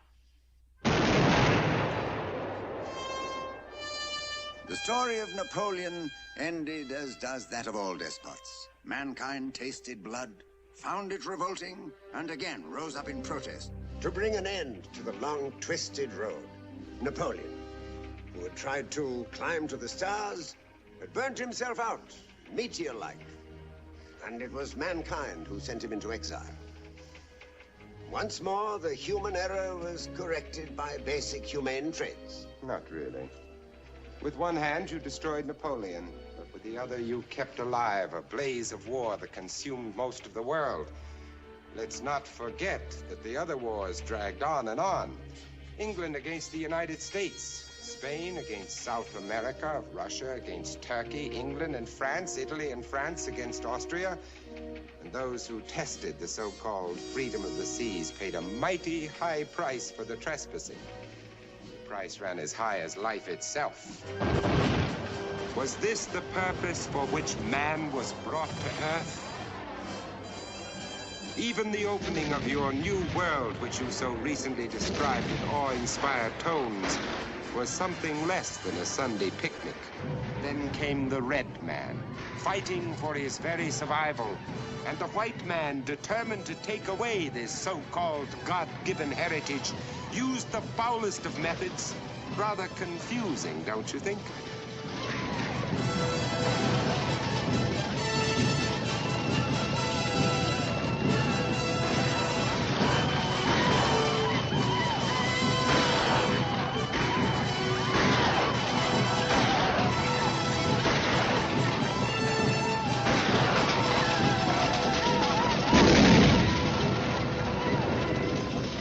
And man didn't limit his foul methods of land grabbing to the Indians. He even turned against his own neighbors.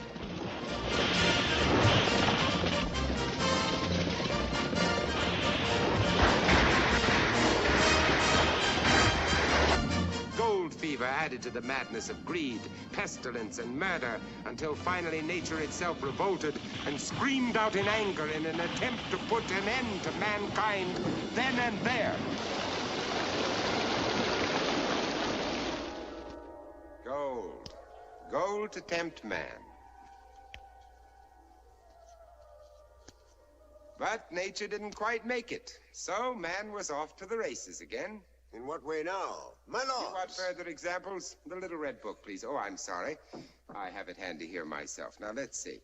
Oh, yes. What about the years 1861 to 65, the American Civil War? Can man talk his way out of that one? There's no point in even attempting it, but at least something great came out of it. Something great, eh? He calls it great. Oh, I'm not saying it wasn't. Brother against brother, father against son, 750,000 dead. Why should I complain? But what was great about it from mankind's point of view? I'll tell you, Mr. Scratch. It preserved a way of life. Do you condemn man for the deeds of Abraham Lincoln? Deeds which were endlessly good, including the Emancipation Proclamation that was designed to give freedom to the slaves. And now, the proclamation. That on the first day of January, in the year of our Lord, 1863, all persons held as slaves within any state or designated part of a state, the people whereof shall then be in rebellion against the United States, shall be then, thenceforward, and forever free. Do you still question that something great came out of the Civil War? Many people have fought and died in the fight for equality. It is a self-evident truth that things which are equal to the same thing are equal to each other. Lincoln had studied Euclid to understand this simple scientific truth. We begin with equality. That's the origin, isn't it? That balance, that's fairness. People are created by education. Until our education is equal, we do not have equality. That's justice. In return...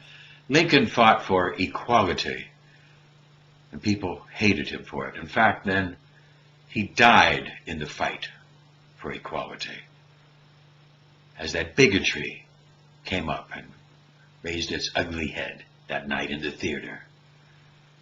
And Abraham Lincoln died as he tried to make people equal. Does Mr. Scratch also ignore and condemn the great composers whose music continued to delight the world? Beethoven, Brahms, Verdi. Add to this the accomplishments of the great inventors, such as Alexander Graham Bell, who gave the world the telephone. Mr. Watson, come here, I want you. Mr. Watson, come here, I want you. Mr. Watson, you did hear me. And then there was Thomas Edison, the wizard of Menlo Park, who turned night into day.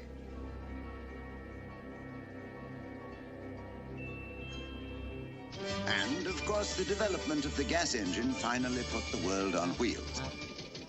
Some of them flat. And despite the objection of our four-legged friends, whose first cousin, the Iron Horse, had a rather fiery evolution itself. Or does man stand accused because the Wright brothers gave him the ability to fly like a bird? Well, maybe not quite like a bird. Were all these achievements so negligible, noble sirs? With mankind's future in the balance, can we ignore the progress of the last 150 years? By your leave? Yes, Mr. Scratch?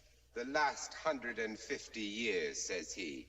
Well, I'll take it from there and say that never in the history of the earth has man reached such depths of stupidity, greed, immorality, and self-indulgence as in these self-same last 150 years. Do you want to hear the record? It's all in here. You told us that man freed the slaves, but what about the slaves he created? The slaves that worship the god of war, the god that killed 8.5 million men in World War I.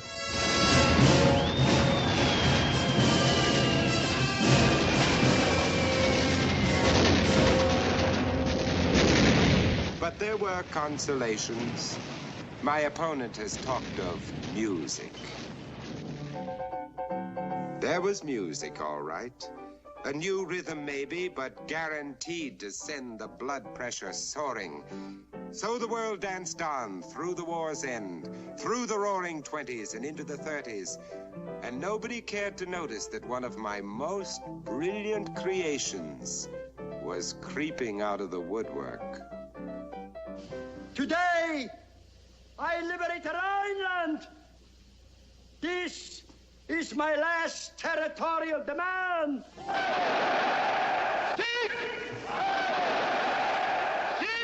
Today, I invade France. This is my last territorial demand.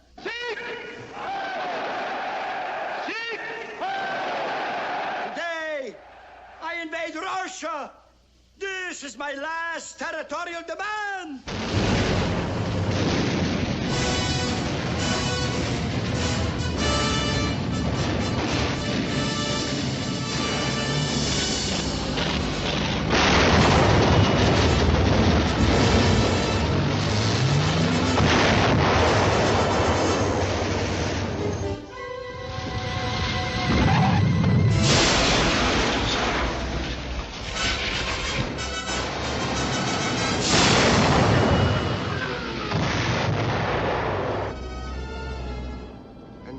The world continued to dance through another war, and with a murderous song in its heart, accompanied by the propeller blades, this benevolent mankind, used his greatest intellectual invention of the airplane to deliver one of my greatest, boldest, most spectacular triumphs.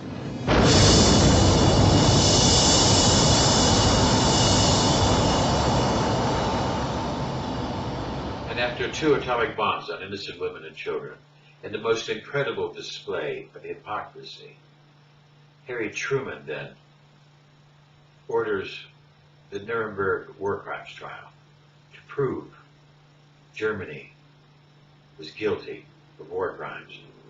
and to take Germany and the entire nation to trial in the most incredible act of hypocrisy by war crimes trial guilty Harry S. Truman himself. Franklin Delano Roosevelt had an idea of sharing. Certain economic truths have become accepted as self-evident. A second Bill of Rights, under which a new basis of security and prosperity can be established for all, regardless of station or race or creed. Among these are the right to a useful and remunerative job in the industries or shops or farms or mines throughout the nation. The right to earn enough to provide adequate food and clothing and recreation. The right of every farmer to raise and sell his products at a return which will give him and his family a decent living. The right of every businessman, large and small, to trade in an atmosphere of freedom, freedom from unfair competition and domination by monopolies at home or abroad. The right of every family to a decent home, the right to adequate medical care, and the opportunity to achieve and enjoy good health. The right to adequate protection from the economic fears of old age, sickness, accident, and unemployment. The right to a good education. The right to an equal economic public education. This is very important. All of these rights spell security. FDR wanted to end destitution and homelessness and basically make America a land of equality where the bounty would be shared. But the ultra-rich don't want to share.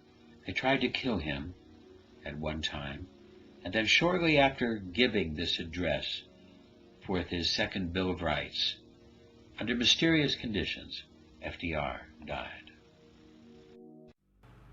During the long lane of the history yet to be written, America knows that this world of ours, ever growing smaller, must avoid becoming a community of dreadful fear and hate. Now, this conjunction of an immense military establishment and a large arms industry is new in the American experience. We recognize the imperative need for this development, yet we must not fail to comprehend its grave implications. Our toil, resources, and livelihood are all involved. So is the very structure of our society. In the councils of government, we must guard against the acquisition of unwarranted influence, whether sought or unsought, by the military-industrial complex.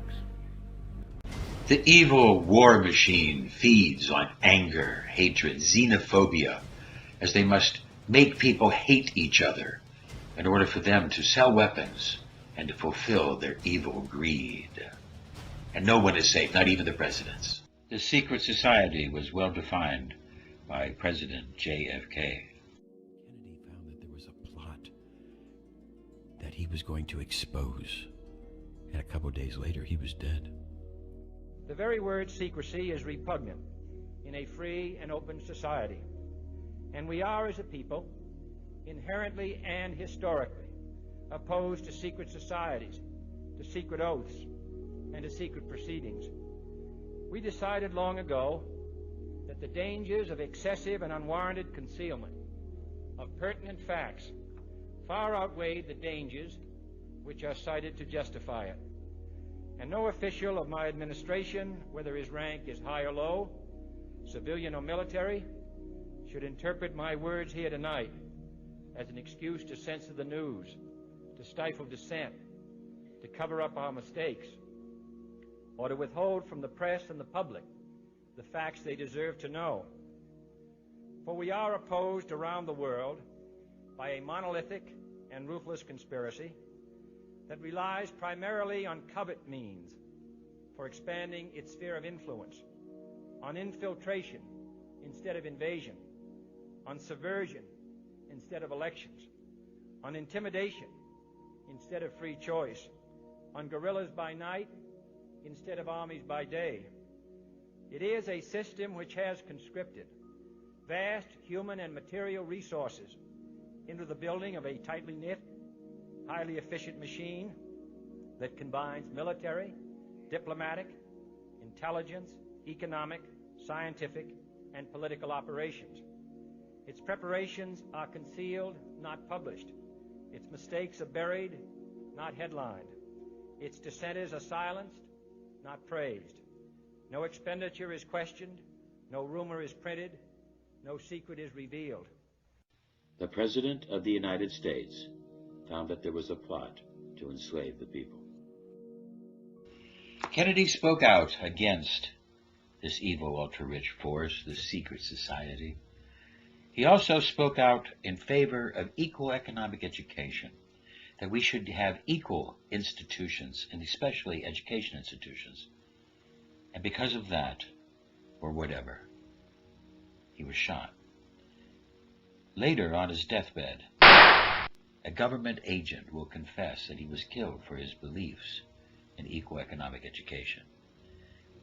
Here's Walter Cronkite reporting the news. From Dallas, Texas, the flash, apparently official, President Kennedy died at 1 p.m. Central Standard Time, 2 o'clock Eastern Standard Time, some 38 minutes ago.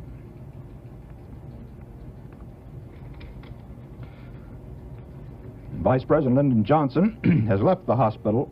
Another man spoke out in favor of equality and equal economic education. Of today and tomorrow, I still have a dream. It is a dream deeply rooted in the American dream. I have a dream that one day this nation will rise up and live out the true meaning of its creed. We hold these truths to be self-evident, that all men are created equal.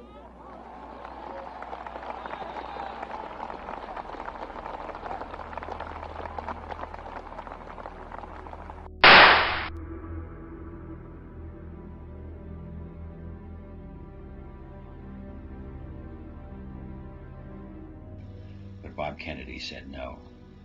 He had to deliver that address. Here's a little bit of that speech.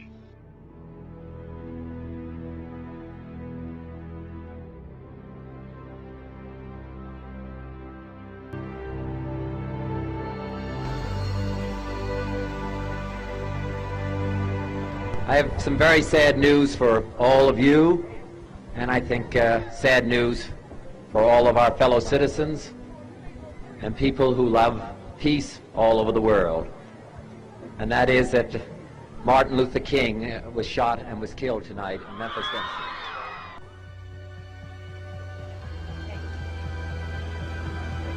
Even in our sleep, pain which cannot forget falls drop by drop upon the heart, until in our own despair, against our will, comes wisdom through the awful grace of God. What we need in the United States is not division. What we need in the United States is not hatred. What we need in the United States is not violence and lawlessness, but is love and wisdom and compassion toward one another, feeling of justice toward those who still suffer within our country, whether they be white or whether they be black. And then Bobby Kennedy spoke out for equal economic education. For there is another kind of violence, slower, but just as deadly destructive as the shot or the bomb in the night. This is the violence of institutions, indifference, inaction, and decay. This is the violence that afflicts the poor, that poisons relations between men because their skin has different colors.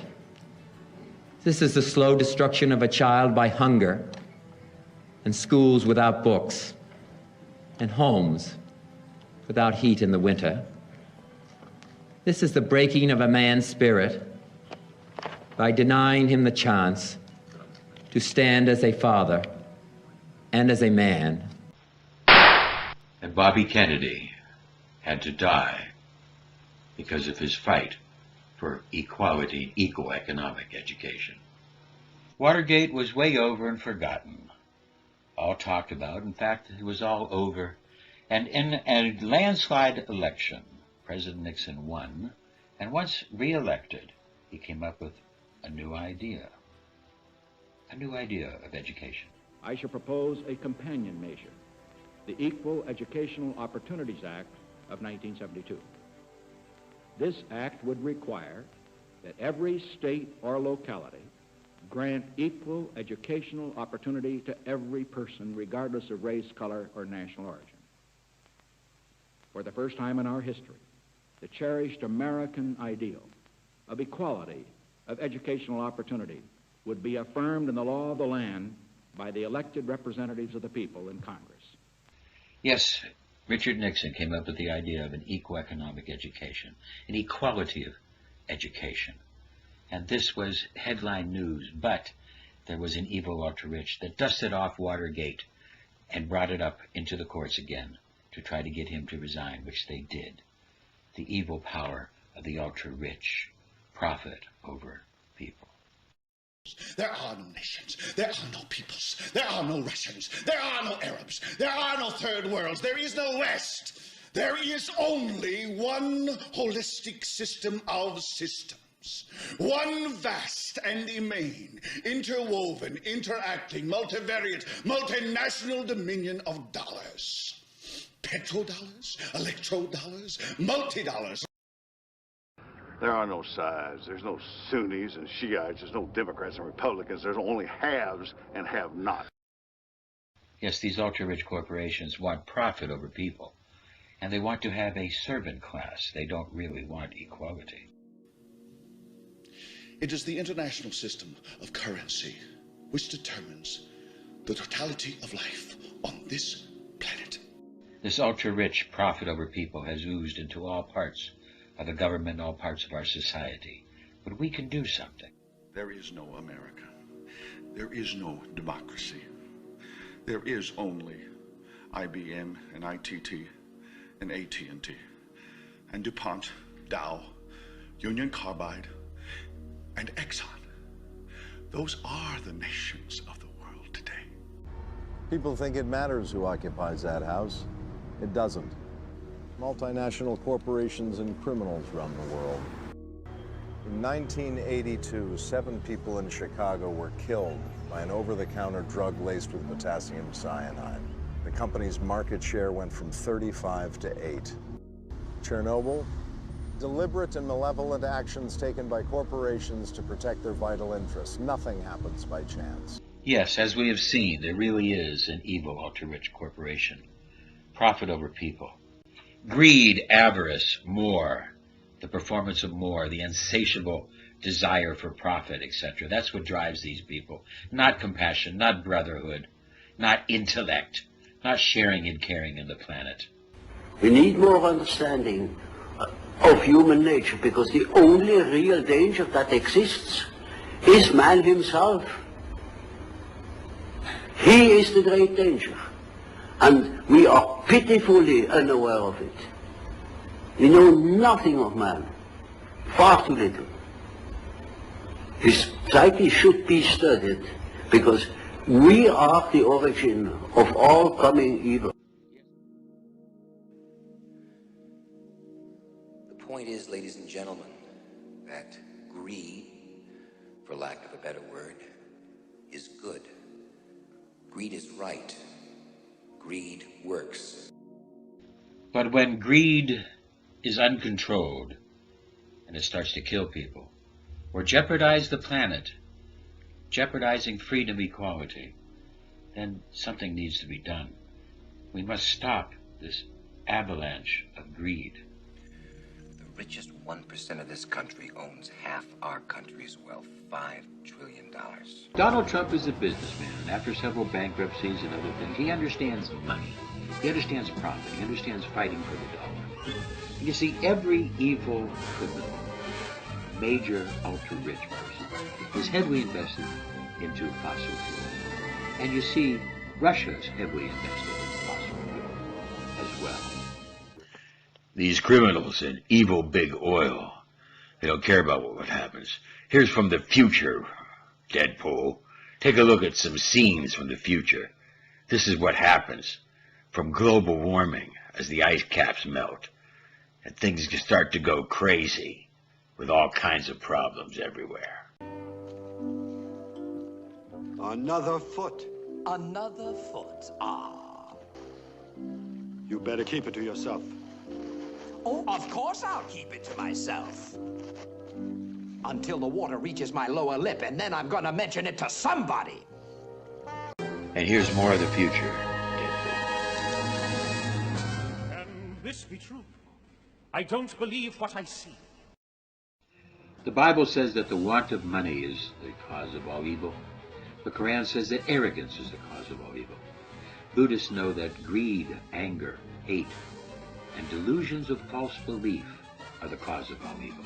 And all of these things can contribute to the end of humanity, the very end of humanity, if we don't watch out.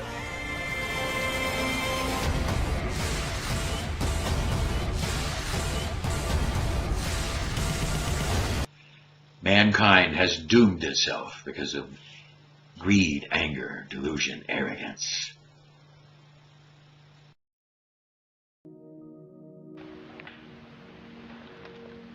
I guess this is just another lost cause, Mr. Payne.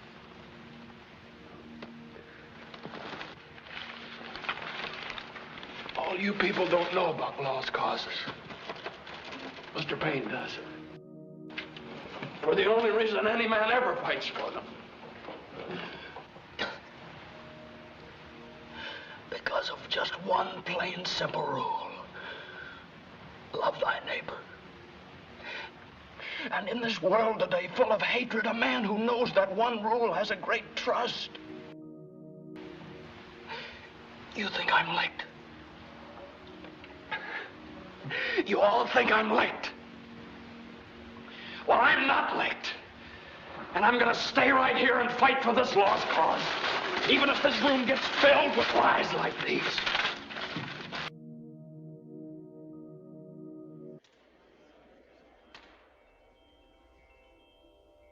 Final session of the High Tribunal of Outer Space is called to order.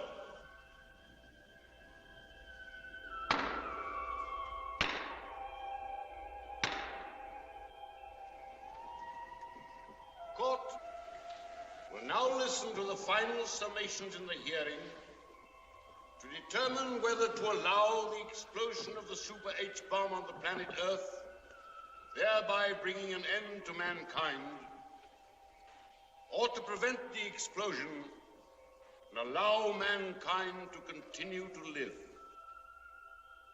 The spirit of man will be heard first.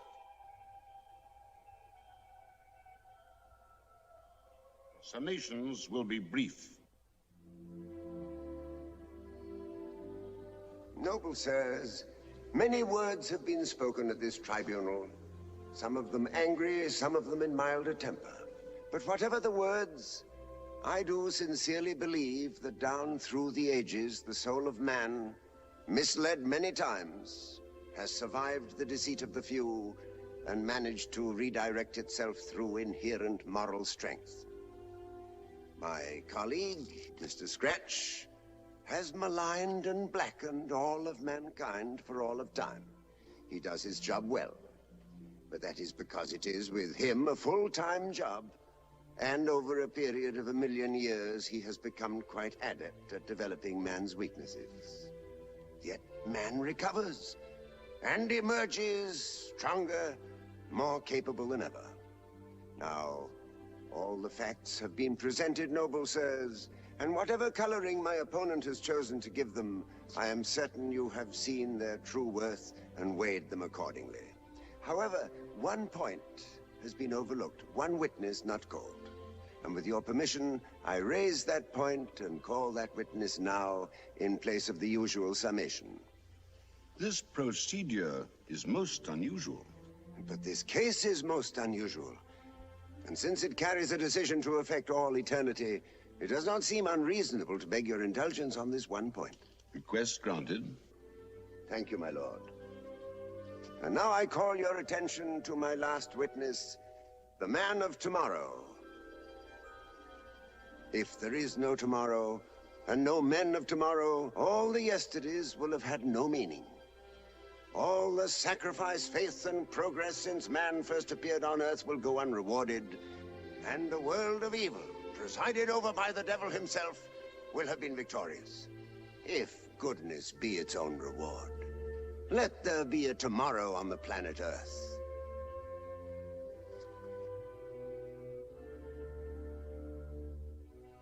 Before Mr. Scratch delivers his summation, I have an announcement to make. I have just received word that the warring armies have moved against each other on the planet Earth.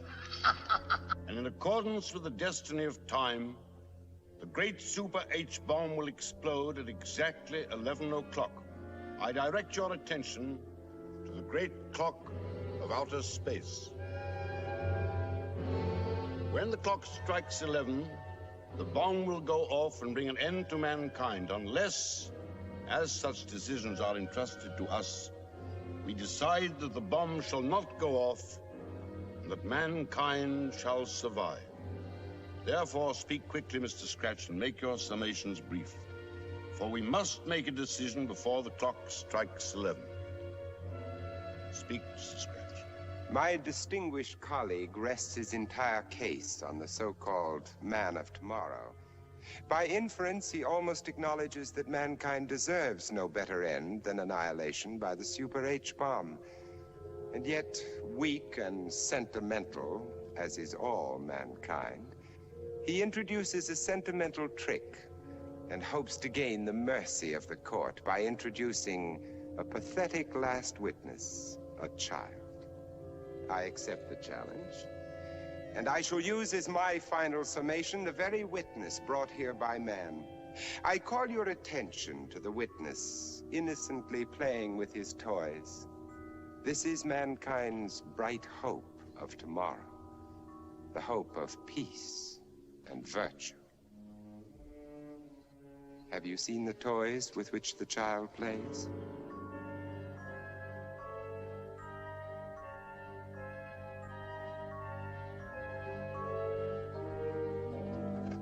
A toy gun and a toy sword. My lords!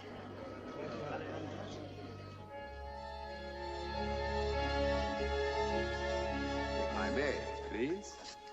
Noble sir, I ask that the toys of the child be more carefully examined. With the court's permission, the gun fires nothing more dangerous than music. Listen. Objection, that is still more sinister. Objection overruled. And the toy sword is nothing but a pencil box.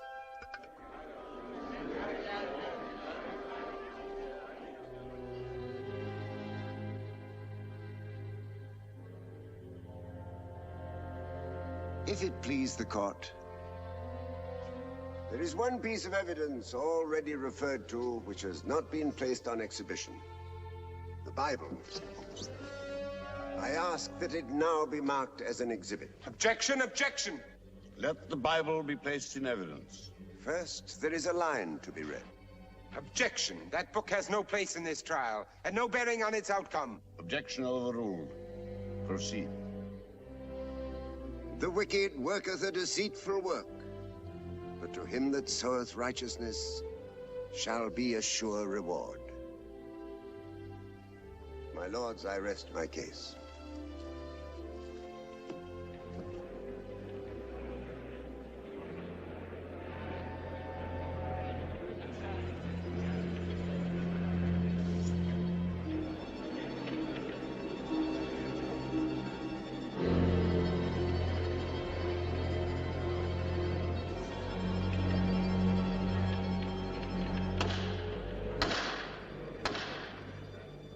Gentlemen,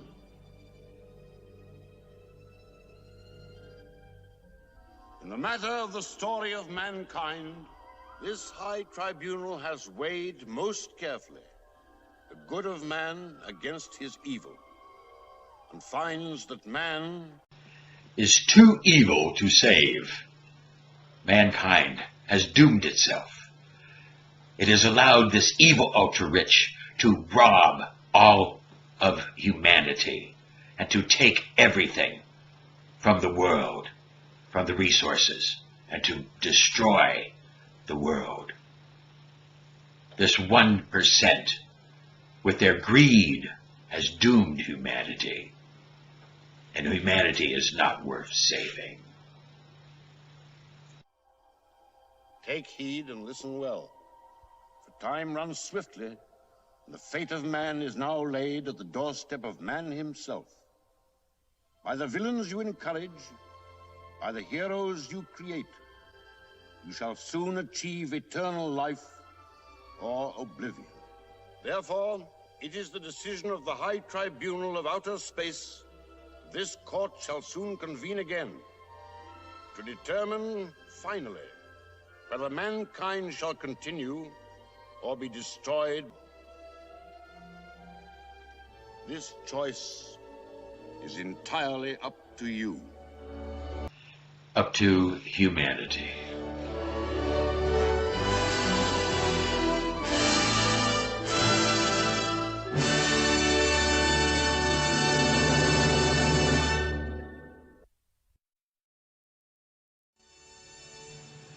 Many of these great actors got together to produce this wonderful little drama way back in the 50s. Very exciting. Very nice. I hope you enjoyed it. But it is very true that mankind has allowed rampant, uncontrolled greed to just go off without any ceiling. As the rich really do get richer and richer, and the poor get poorer and poorer. And basically, we have now had a new situation in this world, where the rich are above the law. Many of these people, the laws don't apply to them anymore. They have too much money. They can control the courts. They can control the governments. They can control anything. Anything that they wish, they can do to you, because they just have too much money. We, as a populace, as a humanity, as a society, as a civilization, we must be able to put a ceiling on this. We talk about minimum wage. Well, there should maybe not be a maximum wage, but there should be a point where you must give 10% of everything you earn back to humanity. The idea that you make so much money that you no longer have to pay taxes must stop. We must have a place where you make so much money and you have to now pay 10% tithe back to humanity, to society, to civilization. You must help the poor. No more $1 million shoes if you can't put some money or some food on the table for the poor people. No more expensive cars if you can't do that. We must change this world and the rules. A very small band of the world's wealthiest people own as much as half the world's population, according to a report by the aid group Oxfam. It says 62 of the super-rich own as much as 3.5 billion people. For example, that means with a net worth of around $79 billion, Microsoft founder Bill Gates has the same wealth as the world's smallest 41 economies put together. These are the rich people we told you about, who want to be liked, who actually record their taxes. But there are other rich people, secret, hidden. Oxfam also estimated that $7.6 trillion of that wealth was in offshore tax havens, depriving governments of $190 billion in revenue. But actually, over the last couple of years, $1 quadrillion has been stolen and hidden, sequestered. Money that really isn't logged into the system, where people don't know about it. Deborah Hardoon is Oxfam's deputy head of research. She says the culture of wealth inequality needs to be reversed. It makes no economic or moral sense to have so much wealth concentrated in the hands of so few. At a time when we're really needing to fight the battle against extreme poverty, we really need to reverse this trend where actually most of the proceeds of growth and most of the accumulation of wealth is going straight to the richest people. There are so many people so rich, they are above the law, or at least they think they are above the law, but they're not above your public opinion, and you could do something to reach and change the world. So tell me, Gordon, when does it all end, huh? How many yachts can you water ski behind? How much is enough? It's not a question of enough, pal. See, I find that everybody has a number, and it's usually an exact number, so what is yours?